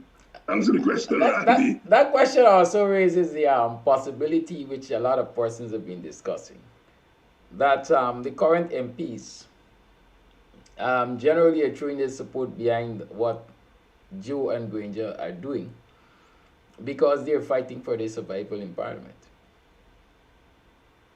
Yes, but some of them have already gone over to Aubrey's side. I haven't done the math of the 30-something, who lined up with who. But I know some of the 30-something have lined up with Aubrey Norton. And in politics, if they see the wind blowing towards Aubrey, they will jump ship next hour. You know? So I don't think those parliamentarians is hard, they're hard and fast. There are some parliamentarians who are on Aubrey's side, like Jermaine from Linden, Gita Chandan, and the new General Secretary. They were hardcore Harman supporters. They're now hardcore Norton supporters. So the thing is fluid. I think the MPs there are going to move as the wind blows. So look. Let me say this. I'm confident. I am confident. It may not happen next week. It may not happen week after next. But the PNC is going to solve that problem. North is going to go to Parliament and become the opposition leader. I am predicting that. And my prediction is based on no inside knowledge. It is based on what I understand to be the behavior of political parties. North will have to give up something to Harman. And I don't know, there's some things that he could do, but for Harman to give up that position, Harman will have to be given something equally powerful. I don't know what that is, but they will have to do trade-offs. They will have to do trade-offs. And I am certain they will arrive at an understanding, but it will have to be trade-off. I don't know what the trade-off is going to be, but they will have to do. So the most I can do now is, as a political observer, say, look, the matter is going to be solved. North is going to go to Parliament. He's going to eventually become opposition leader, but Joe would have to be given something big for that to happen. As far as Granger is concerned, I think Granger's position is probably the weakest, in the sense that he's no longer the leader. He's no longer the leader. At least Harman is in Parliament. Granger is not in Parliament. So Granger thing is the head of the list. And if Granger holds on to that, when he is no longer the leader by choice, because he didn't run, he's no longer the leader, that is going to be very difficult to pull off. So I think that Granger thing will have to happen first, and I think that's the easier part, right? To get him to give up the lead of the list, right? Granger may throw a monkey wrench and say, well, look, I'm no longer the lead of the list, but I don't think Granger can appoint the leader of the list. He can't. Because I was going to say he could appoint somebody. It is the party, the LPNU, but the LPNU don't exist. So it's the PNC. If Mr. Granger says, I'm not standing in the way, I'm getting out of the way, it is the PNC who will have to name its replacement, the PNC executive. And they've already said who they want to replace him with. You see, the switching of allegiances on the part of the parliamentarians, many are saying it smacks of opportunism. That's opportunistic behavior. One, and two, in relation to the old leader of the list situation. If Granger decides to hold out as leader, as leader of the list, you say that the PNC, it has to be settled in the PNC. But from what I recognize, the Granger and Harmonites are basically using the APNU as their staging ground. And so, as I pointed out, sorry. So to say that yes, the PNC wants this position, but it has to go through a process in the APNU. When you and I know that the APNU basically is defunct, it's like saying you gotta go and bring a tiger's tooth. Yeah, but the PNC executive is not going to recognize the APNU. I think that is an easy problem to solve. The APNU does not exist. And the PNC, and if the Granger Harmon faction holds on to that, they're holding on to thin ice. The PNC is not going to recognize that. And as I pointed out, the APNU is not a democratic organization, even in the best of times. No, it's defunct. And as regard to opportunism, look, let's be frank. Politics is half opportunism and half something else. You know, there's no political morality in politics. Political morality is not in politics. Machiavelli, centuries ago, figured that out. He figured that out centuries ago. You know, when you want to look for political morals in politics, you got to go way back to the Quayanas. Quayan is the only politician that we've had since independence who have admitted to mistakes that he made during his political life. Jagger never did, Burnham never did. Dicar never did. Quayan is the only one who has admitted that I made mistakes. And, you know, Quayan puts a lot of store on morals, you know, in his personal life, in his political life. And he doesn't make much distinction between his personal life and his political life. And so he perhaps is the only leading politician who has ever embraced some form of political morality. But political morality is dead in politics. Opportunism is quite rife.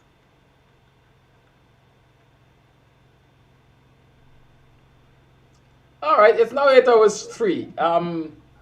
COVID is running amok. The numbers have been swelling in this country since after the Christmas holidays. The current administration is unrelenting about wanting to manage this alone. And schools have been reopened, and a large population of students and teachers have been infected recently. And Priya remains adamant that schools will remain open. Your reactions? And my reaction is that the PPP is doing what the PPP thinks is the best way to run Guyana.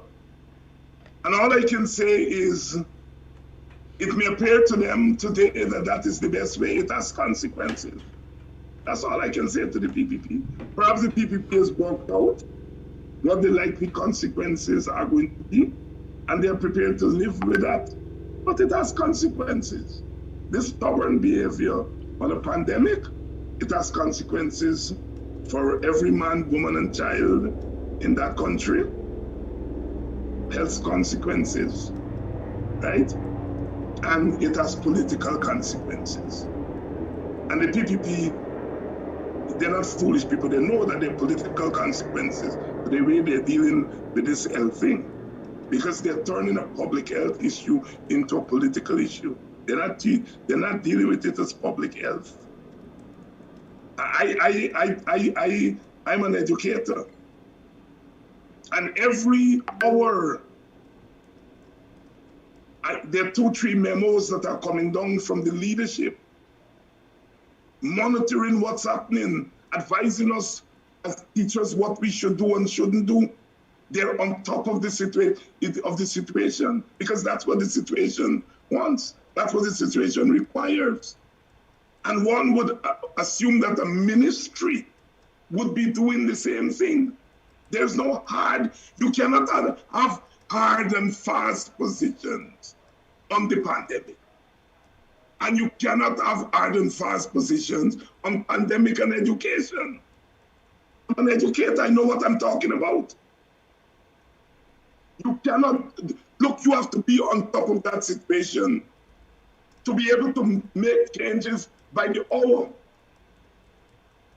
And we have a government who is saying we are not going to close schools. And schools are being closed in spite of what they're saying. Bishops closed, Christchurch closed. So they're making political decisions, not public health decisions. If they're interested in public health, they'll be doing what every responsible education institution should do. And that is to monitor that situation, and always your objective must be the safety of your people. The safety of your people cannot be enshrined in an approach that says we have the power to open the schools, we are going to keep them open, and as the chief education officer is reported to say, to hell with COVID. I hope he gets there first. I sincerely hope he gets there first with COVID. The lines are open 6225933. Dr. Hinds, I noticed the short cook Ashley Singh saying that, you know, any spending from the NRF will be taken to Parliament for approval. After the fact of that, the chaos and that so-called passage of the NRF bill and signing it into law and so on. Have you paid any attention to that? And do you have a response? Even if I paid attention to it, Ashley Singh is trying to do a three-card trick on me. Who has the majority in Parliament? It changes nothing. It sounds nice. And some fool civil society organizations will fall for that. But the rest of us ought not to fall for it. Saying taking it to Parliament, it doesn't change the dynamics. If he says take it to Parliament, and there ought to be a 3/5 vote. Follow the line. Or a 2/3 vote. Yeah, that is when it makes a difference. Thank you. Solly Live, good morning. Hi, good morning, Kadaki. Good morning, Dr. Hinds. Good morning, and the brother. listening public. Okay, Dr. Hinds was mentioning that Mr. Armand is not the key to this thing, right? It is Mr. Granger. Now I'm saying that if they come to a consensus, as Dr. Hinds was rightly saying that Mr. Arbiad needs to give up something, and it has to be equally on par, probably with Norton. Now, Mr. Armand could be the chief scrutineer. The position is vacant. Why can't he be the chief scrutineer? I mean, they could work this out. And secondly, that he's not even supposed to come on board as nothing on par with Norton, because he hasn't got the support base, right? I think those support that he got that went to Parliament, they were on duress. They're backing him so much, right? So I don't know why Mr. Armand, wants to be in a position and he's not doing anything to let the people see that, okay, I am doing this and I am for the people. Mr. Armand is not for the grassroots people. He's for the upper level, right? And I like what Aubrey did is to put certain people who did not won in the executive branch of the party, right?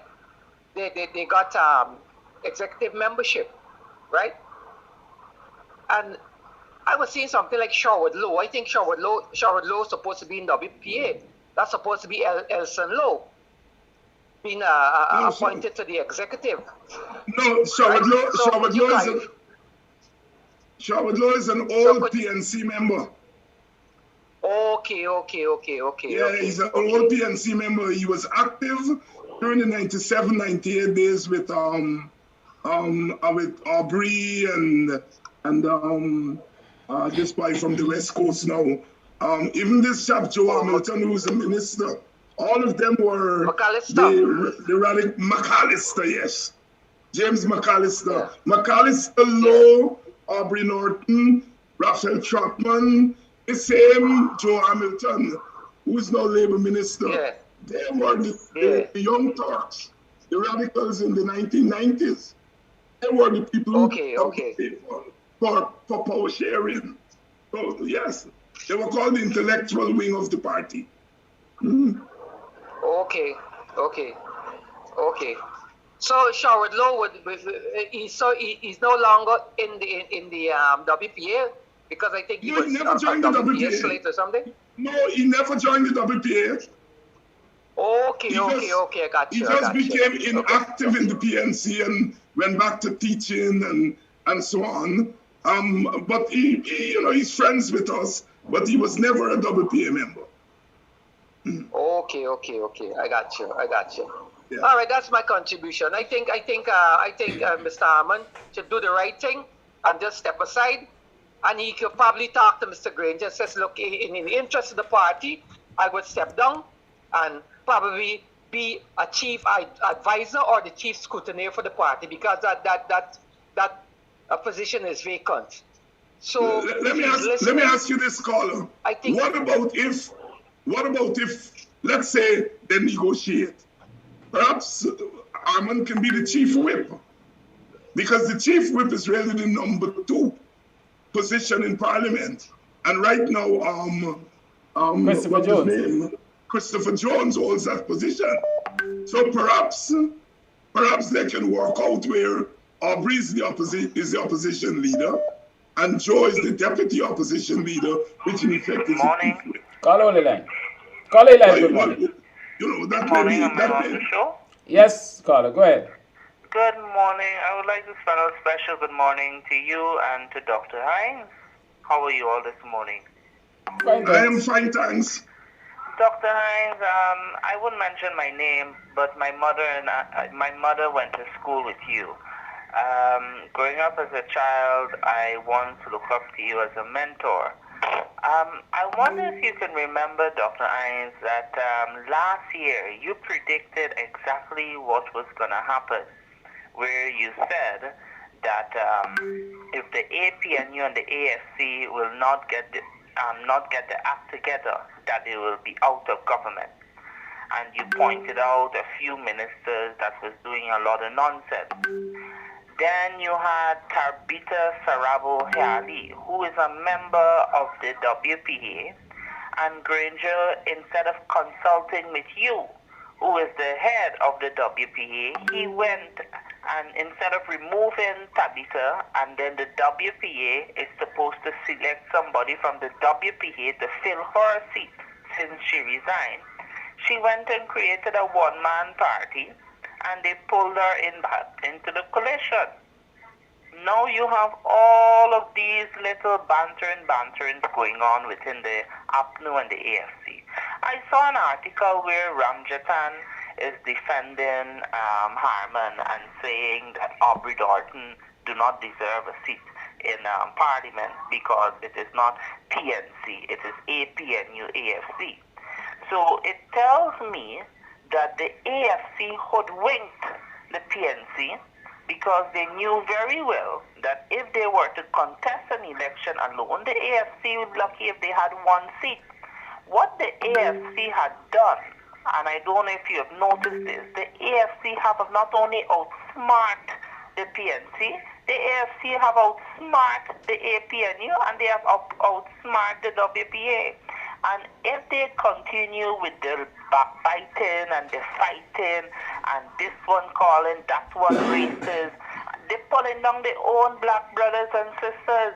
And if they continue with this fighting, imagine we have an opposition leader that don't know nothing. We Jack Beer running circles around the opposition leader head. What you have to say about that, my friend? Well, thanks for remembering that when we were in government, I was very clear based on what I was observing at the time that we would have ended up in trouble. And I dare say my party, the WPA, shared my position. And a lot of people cuss us back. Hold the line, caller. Hold the line, please, caller. Go ahead, Hawkins. A lot of government supporters beat me up badly because I was saying the truth. And, you know, I don't want now to say I told you so, but I'm glad that somebody remembered that some of us saw this coming based on what we were seeing when we held power. But be that as it may, I campaigned for the coalition. I wanted the coalition to win despite its issues. I thought it was a better option than the PPP. And I still think so.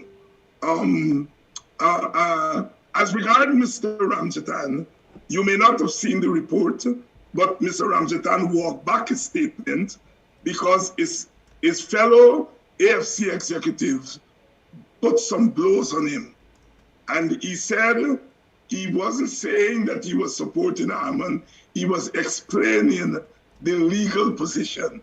That was his thing. But he got a lot of beat up from his co-executives and he has walked back his comments. I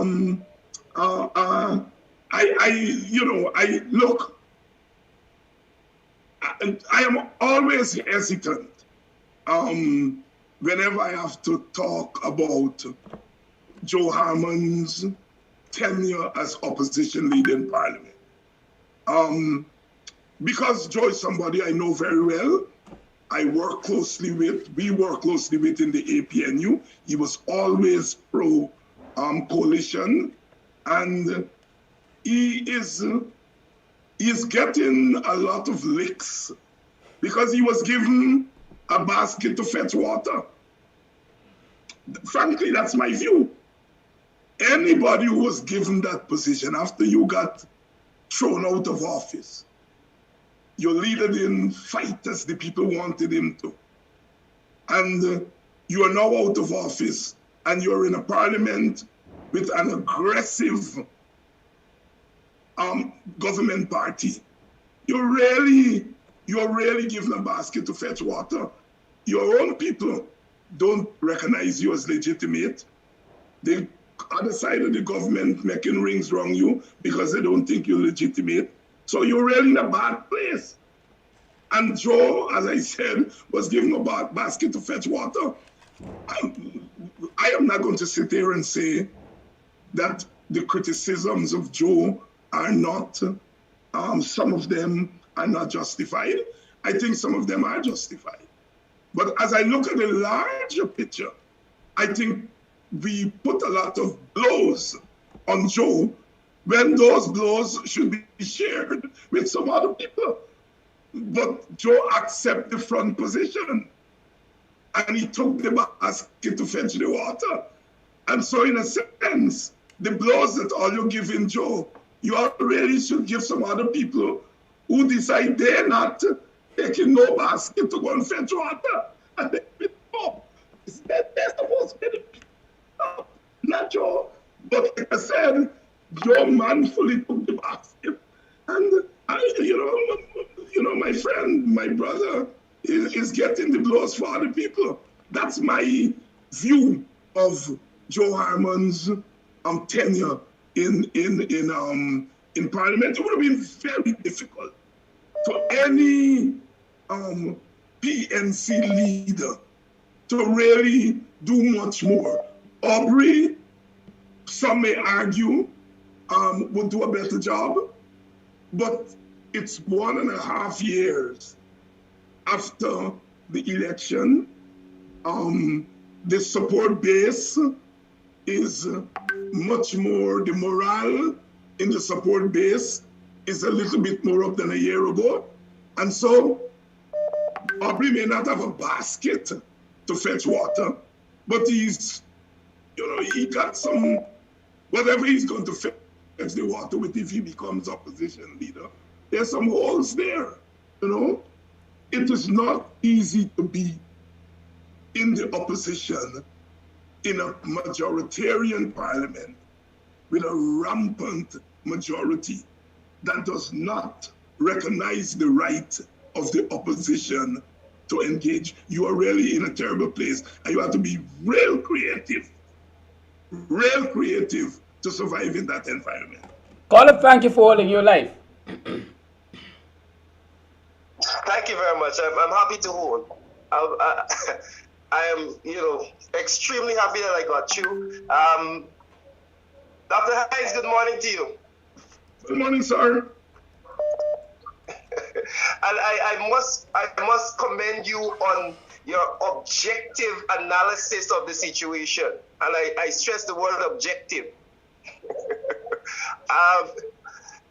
I wanted to just point out and add to some things that you were saying there about the role of the opposition leader and basically to add some more meat to what has been happening over the last year and a half with the opposition. As you said, it's a difficult position to be in. Trust into that position as opposition leader, right, by Mr. Granger, having to deal with the wrath of your own party. A lot of them who believe that you were not supposed to be there, and the MPs that you went to parliament with were selected by Mr. Granger, and a lot of support being withheld. And this is, again, my view. Right? This is by no way the view of anybody else. This is Randolph Critchlow speaking here. And I believe that the MPs who were in Parliament were left in the wilderness, so to speak. And that helped to perpetuate this public talk about weak opposition. Because one, you don't have any parliamentary power. Secondly, you don't enjoy the support of the grassroots of your party. So you're basically out in the wilderness trying to figure out how to float in this boat, as you said, basket, fetch water. So I appreciate how you would have analyzed the situation, and it brings me to the point of this idea that Aubrey Norton, and I'm happy to present these alternative views because a lot of times I see the conversations on the internet, especially by supporters of the PNC who are pro-Aubrey Norton, that I believe that their conversation devoid of a lot of perspective. Aubrey Norton is touted as this grassroots man who will rally the people and fight the PPP and apparently depose view. And his power, so to speak, comes from his connection with the grassroots and its ability to, quote unquote, shut the country down. And as you said, parliamentary power, the opposition really don't have any parliamentary power. Do you see that ability still in the hands of Aubrey Norton, given that he has now the political party, right? He's a leader of the political party. And do you see that happening? Do you see him rallying the troops? And do you think that he needs to be in parliament to do what the people are expecting him to do? All right. Those two questions. Let me deal with the first one. Even an Aubrey Norton, who I think has a tremendous pull right now with the base to really rally the troops to where we would want them to be to confront the PPP. A lot has happened in 15 months, in 19 months, 16 months, however long it is. It's 8 and 5, 17 months. A lot has happened to our base. Fear has crept back into our people. You see, the 17 months we weren't there on the front lines, allowed the enemy in, and fear has now gripped our people. A lot of our people have moved on. Yeah, they're disillusioned. They didn't see any fight. And so the readiness of the base is not there. And even when Aubrey Norton, as popular as he is not going to be able to do that in the short term. There are a lot that will have to be done to convince people that they should come back in the ranks as they were prior to the PPP being installed in office. Now, if Aubrey is in Parliament, I think what it does is that it gives him institutional visibility. Outside of Parliament, he has political visibility, institutional as far as the party is concerned. But if he goes to Parliament, he now has the national institutional visibility. He's not going to be able to change the dynamics in Parliament, but he will be able to use the bully pulpit of the Parliament to say and do some things that he would normally do outside and would not get the attention. So if Aubrey goes into Parliament, it's merely to use the bully pulpit, not to change the dynamics from my standpoint. He's not going to be able, the opposition is no longer good, is not all of a sudden with Norton there going to get bills passed. The PPP would not change its behavior automatically. But what Aubrey presents, what his presence will do, is that he will be able to use the institution to help the struggle outside of the institution. Now, his mere presence in there would mean that his supporters, who are saying the opposition in Parliament doing nothing, they will now, because he's there, show their support behind the parliamentarians in a way that they didn't before, right? There will be more understanding of the limitations the parliamentarians face, right? So Aubrey being there is more symbolic than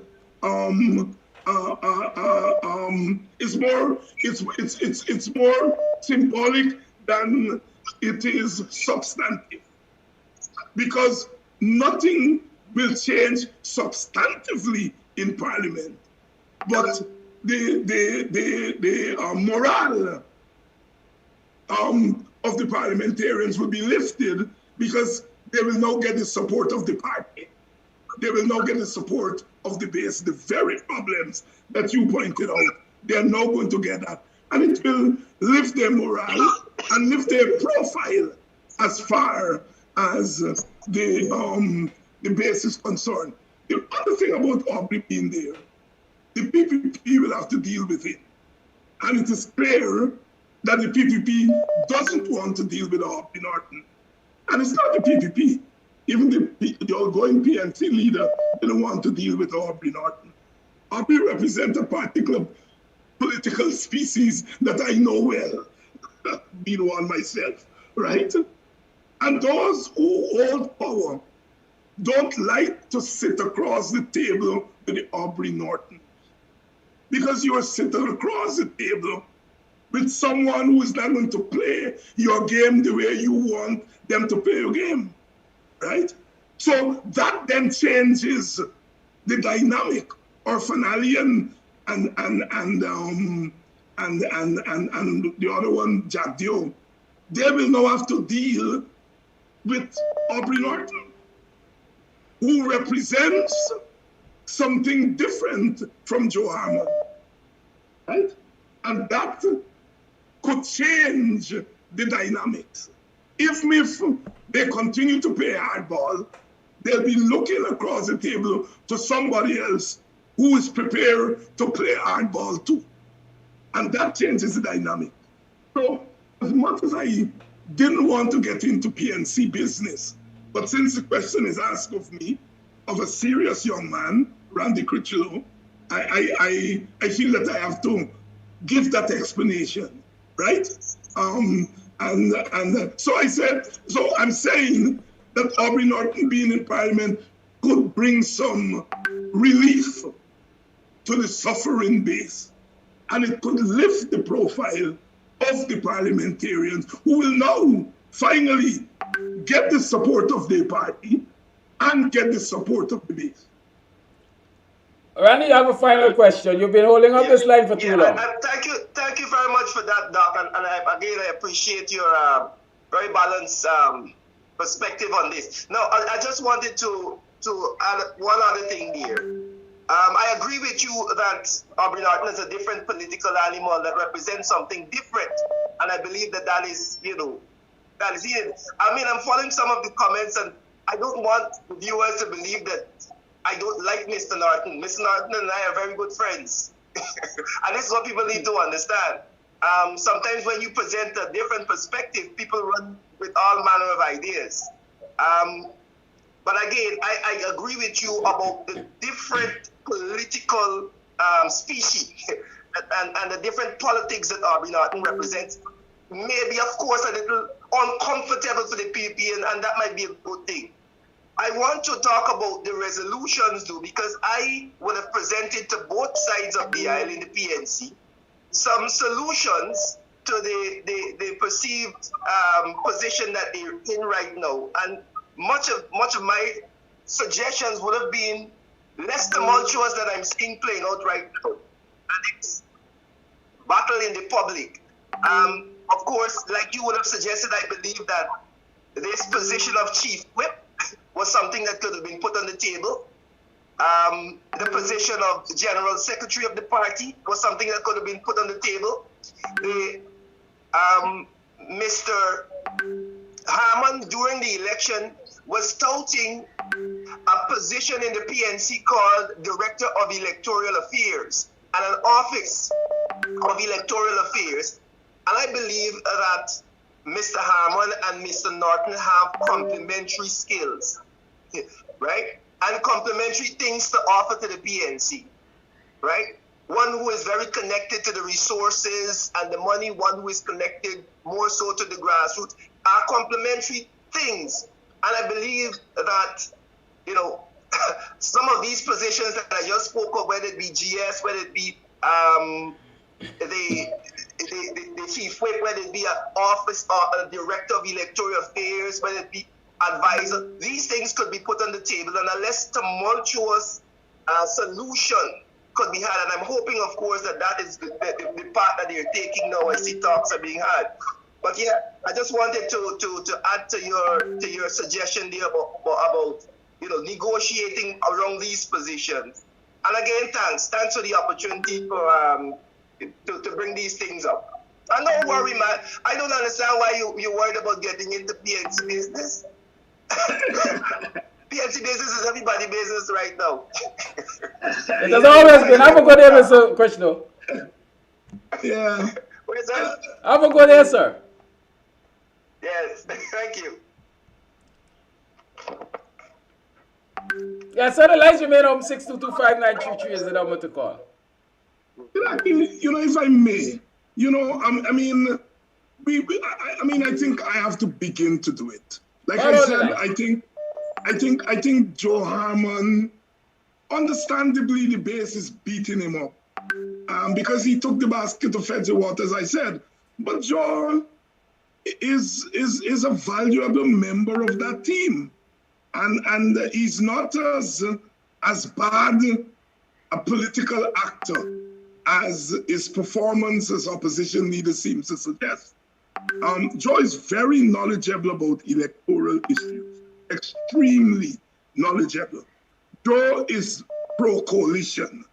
I would say without fear of contradiction that of the three candidates that ran for the leadership, Joe is the one that is most demonstratively committed to coalition politics. I'm not saying the other two are not, but I can tell you as someone who worked for 10 years in that APC, that Joe Harmon is committed to electoral politics. So Joe is not as useless as his stint seems to suggest. He's not. He's a very valuable member of any PNC team or coalition team going forward. Call it live. Good morning, Dr. Hinds. Good morning, Kadaki. Good morning, brother. Because I think I have to make some kind of contribution to what's going on this morning. For them to continue with Joe Harmon where he is, I think it spells trouble for all the supporters in the PNC and for Guyanese at large. Joe's aim is not the people's aim. Right now, what Joe is doing is consolidating his position to make sure when he does have to leave Parliament, he doesn't have to work again. I heard someone said he should be made the scrutineer because his position should be comparable to that of the opposition leader. I think that would be the biggest mistake ever made in Guyana. He was not given that name, Money Joe, by accident. He was not given that name by accident. I think if he goes as a scrutineer, he'll be a prime candidate for Barra Jagdio's Benjamin Franklin's, because you know they spend willy-nilly. They spend without any consideration just to stay in power. And putting Joe there would be a catastrophe of immense magnitude. We can't have Joe there. Secondly, Joe and Granger are two peas in a pod. When their presence are needed most, they are hiding under their beds in their respective homes. How could you still persist with these people? Guyanese and PNC supporters need stability. They need leadership. They need to remove themselves from vulnerability. That is why this little boy is doing what he's doing in Melanie. And I have never heard Harmon said a word. In fact, I can say this with 100% certainty. Joe seemed to have lost everything he once had. He don't have the will, he don't have the zest, he don't have the zeal. He seemed to have lost even the acumen to be a parliamentarian. His focus is elsewhere, and we know where is the elsewhere. It's all about accumulating now. Getting together is like the squirrel up north. During the fall, they gather everything up to put up. So when the place becomes corner, they can't get anymore, they have enough. That is all Joe thinks about right now. I know some of you may be upset with what I'm saying, but as according to Duncan, who vex? I'm saying we cannot afford to keep Aubrey Norton out of the limelight in Parliament. Aubrey's position is clear. The people want him. Guyanese needs a change. If Joe is being beaten up upon and people feel that is what Guyanese are doing, then Joe must do the honorable thing. Resign. Let the course be clear for Aubrey Norton. You don't have the will, you don't have the moral fortitude, the testicular fortitude to stand up to Jagdio. Jagdio, they have your number, they know your card, they have your trump. You can't talk to Barrett and company. They know how you become who you are. So we need somebody else, man. Let us be fair and frank. Time to move on, Guyana. Joe is bad news. I hate to say it, but it just has to be said. He needs to pack up his traps and go. You're holding up people. You're making black people and PNC supporters, Indian and otherwise, vulnerable to Jack Dio, and Jack Dio enjoying this.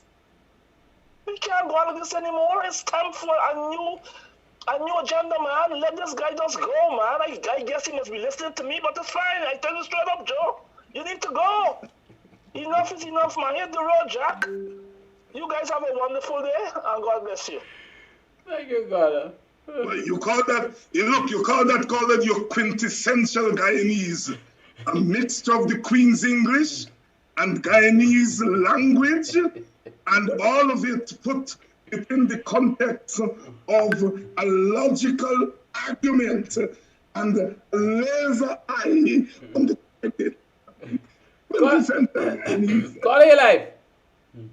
Good morning, Mr. Kadaki. Good morning, Dr. Hinds. That gentleman that just called now, he's the best caller all year. Bad, I normally don't say that lightly. Yeah. But in this context, he said it all. He almost made me didn't want to call anymore. Because like he took all my words out of my mouth. So I encourage him, and I think ain't nobody vexes you, brother. You said it best. Now, on the issue, Dr. Hinds, I noticed you've got a good show coming up tonight with Mr. Mayo. I'm looking forward to hear that show. And as you know, as always, when you guys give us information, we have to receive the information. And there's certain things who we on the receiving end would like to see. Okay, that's a fair equation. On the topic tonight, I think Mr. Mayo is going to come and talk about the legalities of the constitutionality of the bill that was attempted to be passed in Parliament, the National Resource Fund Bill. Yes, is it you're correct. Null and void? Here is something about that bill that I want to bring to the table and to that discussion tonight with Mr. Mayo on Politics 101. That bill, in its premise, deals with something owed to the Guyanese people. Right? It's about monies, it's about patrimonies, and the rewards of those patrimonies owed to the Guyanese people. Now, Mr. Mayor will be coming there talking about the legalities of all of that. Now, for me personally, I would also love to hear a question asked of Mr. Mayo, or on that program, if not Mr. Mayo, on that program, the discussion made as to how can we introduce the question of reparations as it pertains to the allocations of our natural patrimonies. The monies which are coming from the Natural Resource Fund are the biggest set of money called Guyana, which lingers concerning Guyana is the question of monies owed to Africans who enslaved and who built Guyana's patrimonies and were never compensated. I would like tonight, or I would propose now, that it isn't politically incorrect to link the question of reparations and what is owed to African Guyanese in the context of the National Resource Funds. And then maybe Mr. Mayo could talk about, from his perspective, how he sees that being possible, feasible. I know in principle, monies are owed to us. And I don't see it, I don't see, because I know some person might think, oh, well, this is not the platform for that. Well, what is and what will ever be the platform for reparations to be asked? If reparations are about compensation, and we have got the biggest amount of monies floating around in Guyana, and everybody is coming and take what they want of it. That if everybody could come and take what they want of the reparations pool, isn't it about time that Africans who have the platform on Facebook asked the proverbial question of how can reparations compensation be married into the discussion and the narrative going forward? Thank you for listening. Thank you for calling. It's now 8 hours 46. The lines remain open. 6225923 is the number to call. Just to say, Brother Kadaki, that caller raises the fundamental question for me about what happened with the thing. I share his view. Hold your line, caller. I share his view because it is about this oil money is not just ordinary money coming in. This oil money has everything to do with what has happened for the last 250, 300 years in Guyana. It has to do with those who contributed to Guyana's development to this point without any compensation. And so reparations is very much part of it. I would just add beyond reparations for Black people, which should be at the top because of the sufferings of slavery, but reparations also for the victims of indentureship. Reparations also for our Amerindian brothers and sisters who in the beginning were really displaced from their habitat. So reparations in its larger sense, I think is important. That caller, for me, as the fundamental issue about this national resource, this natural resource fund. Call it live, good morning. Call it there.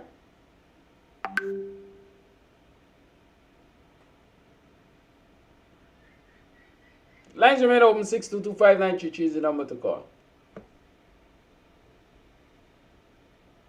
It was a voice note. I can't remember if I played it.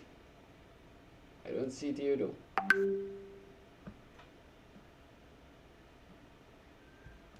Caller, good morning. Good morning, Kadaki. Good morning, Dr. Hinds. Good morning, sis. How are you doing? Fine. And then listening to you and you're talking up a storm, you and Kadaki. Listen to me. I have one thing to ask or two things to ask of you guys. How come when you break it down about Mr. Armand this morning, how come Mr. Armand could not have come out and call out to Mr. Ranger and say, look, boss, we have to do something because our people is suffering day in, day out. You need to see Mr. Armand in seeing that. People pull away themselves. People say, I worry with them. No, this kind of thing. They cannot see that. They don't see what's going on up in Melanie. When Kadaki break down the thing and the woman that called yesterday and say, oh, people acquire that piece of property. You know what is going on there?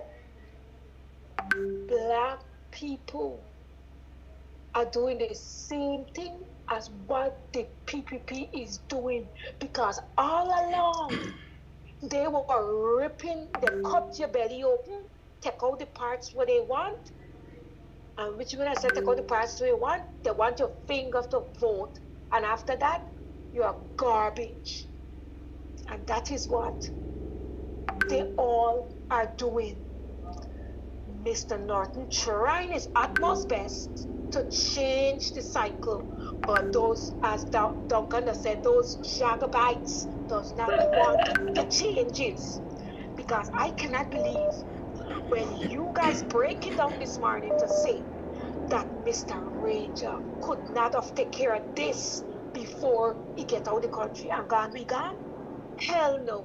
These people are going crazy. And that is the reason why your program have to continue. People got to support. because you guys are enlightening people and open people 7 lockets of their brains to see and know what it's all about. Dr. Hinds and Kadaki, I better run for presidency. I better take over the country because it seems like you two and maybe others who are more for the people. These people are not for us. They're not for us because they make me suffer all along. Thank God this program is there for Kadaki to bring out. And let me see all the Jagabites and all the serpents, what they were doing to people all along. You guys have a blessed day because you guys are helping people to understand better and better day by day, and we are learning things. Mouth open, story jump out. Have a blessed day. Thank you, caller. Thank you. Caller Live, good morning. Yes, good morning, good morning. I want to address the issue what Dr. Hinds talking about. If we're going to talk about the operations for the Amerindian and for the indentureship, we have to start dealing with us. And therefore, if we can't deal with us, how are we going to go to them? We got to first talk about home. And we don't have leaders in Guyana who truly represents our people. So all of that talk, Dr. Hinds is talking is ear talk. Because you got people like Armand, Mr. Armand, who said first he's a businessman, second a lawyer, then a politician. This man is on the tape. And if Dr. Hinds and these men are not honest to tell the people what integrity is all about, what strength is all about, what dynamism is all about as a leader, you must have some sort of integrity as a leader, and these men have lost their integrity to lead. There's no compromise here. There's no amount of nice talk is going to get the job done. Mr. Granger has sold out not just every other citizen, but primarily black people. So anybody who has been sold, anybody is intelligent, not ignorant, not blind, to see where Mr. Granger has led our people, knowing and knowing very well that the PPP will never change who they are and just lie down and play dead, allow GCOM, the chairwoman, to walk over the CEO, not to say anything. What are we talking about leadership here? Unless our leaders are not bold and blunt to speak the truth about the Guyana situation, where there's an Indian apartheid system against Africans, you are blind, you are dumb, and you don't need to lead anyone. Mr. Norton should be given the greatest level of support rather than those who sit down, like Ramjitan, and those who want to sit easy and ensure that Indian, to me, dominate Africans forever. These people don't have a right to speak. They don't have a right to speak because they continue to oppress our people. So that's my contribution. Those leaders who are lack and weak, they need to move before the pace and give leaders who are bold to stand up to the PPP. I have no apology to show, as I said here in this United States, and I'll say it in Guyana 1,000 times over. Because I believe in justice and fair play for all of us. Thank you, caller.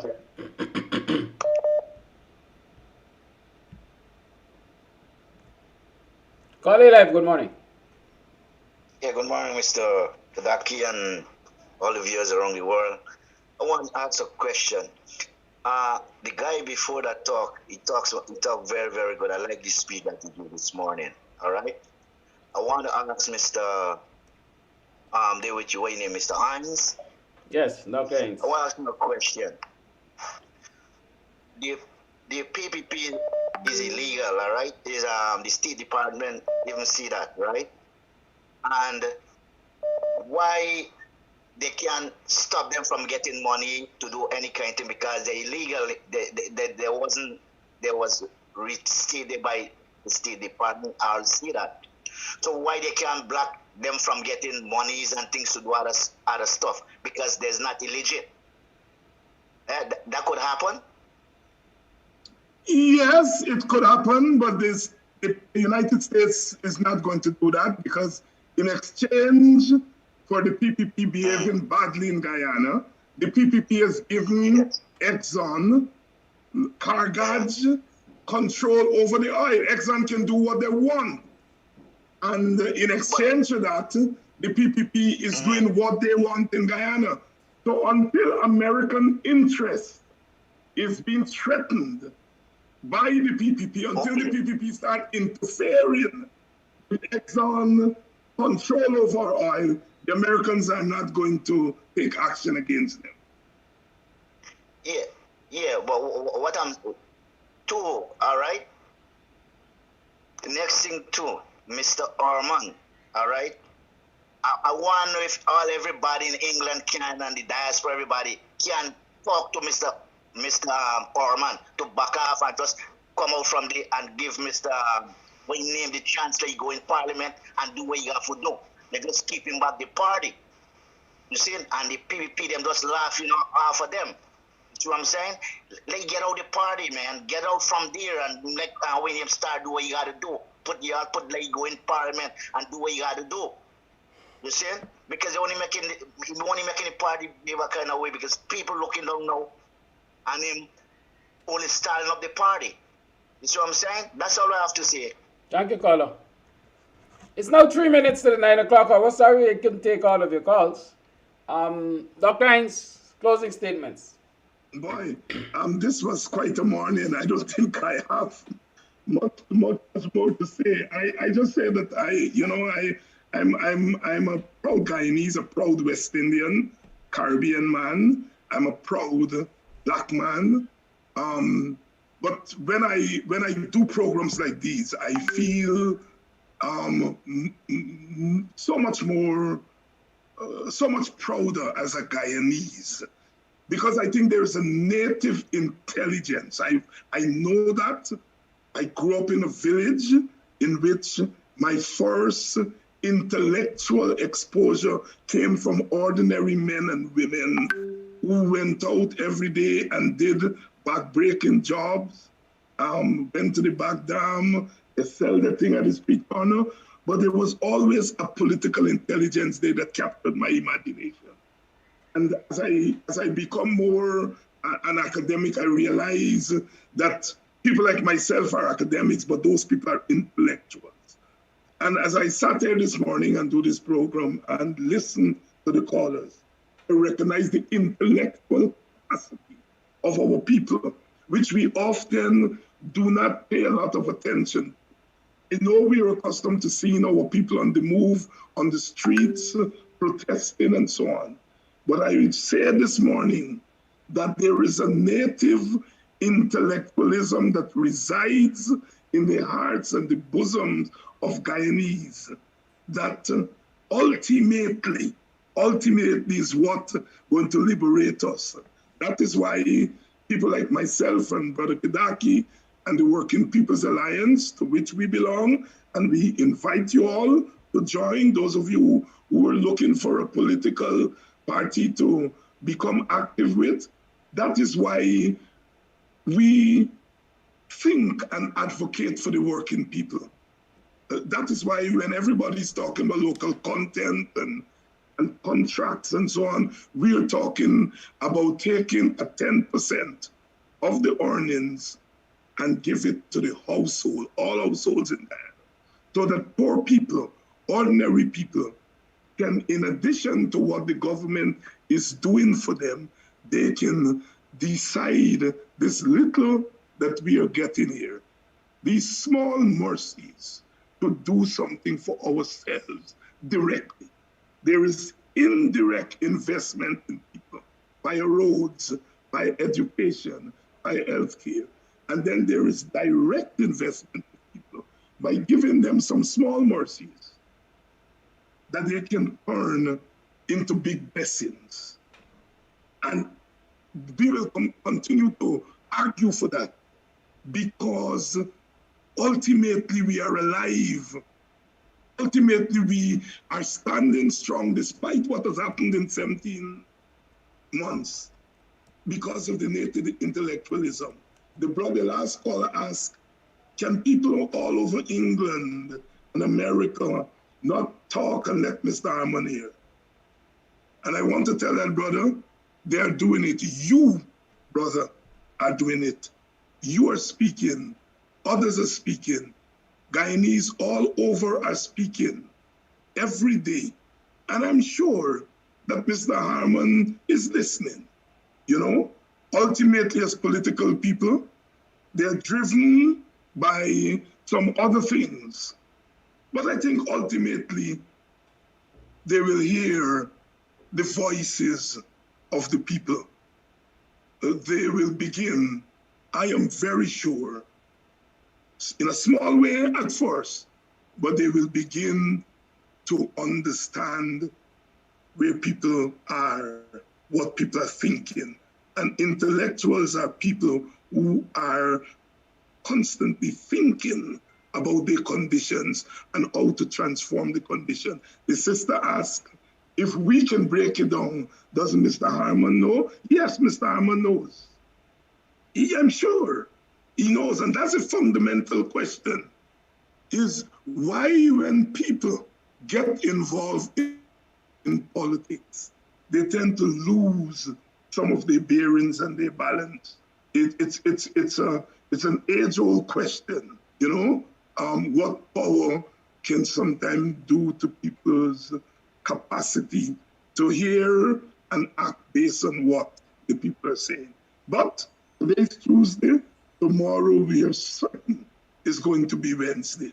Time waits on no one, and the world moves on, Guyana moves on, and we are one day closer to that point when we can reclaim our rightful place in an equitable Guyana. Old people say, two morning more. Thank you, Dr. Hinds. Thank you, viewers, for tuning in. Let me say thank you very much for letting us into your space, and thank you for contributing to this morning's program. Join Dr. Hinds tonight as they examine that NRF with Mayor Robertson, and you'll have a chance to have your say there too. I'll see you tomorrow morning for another program of BUXTONIAN Morning Time. I want to thank all those people who are constantly sending me messages of remedies for this flu and so on. And let me assure you that I'm not COVID positive. I've not been COVID positive. And I am basically recuperating. I feel very much better in my body. But like they say, the thing leaves you with this head cold, we Guyanese like to say. And so I'm very nasal in my speech and so on. But everything else is falling into place, and you know, we'll be good. We'll be good. See you this evening and see you tomorrow. Have a great day. Stay safe. Wash your hands frequently. Maintain your 3 to 6 feet apart distance. Wear a mask. Let me tell you, it is extremely important that people protect themselves in this particular period of time, because the fact is COVID is on the loose. Right? We're seeing the infectious rate, the numbers are just rocketing every day. The numbers are getting bigger and bigger. And if the authorities are not doing what is necessary, then us as individuals, have to take the necessary steps to safeguard ourselves. Okay? Protect you, and by extension, you'll be protecting us.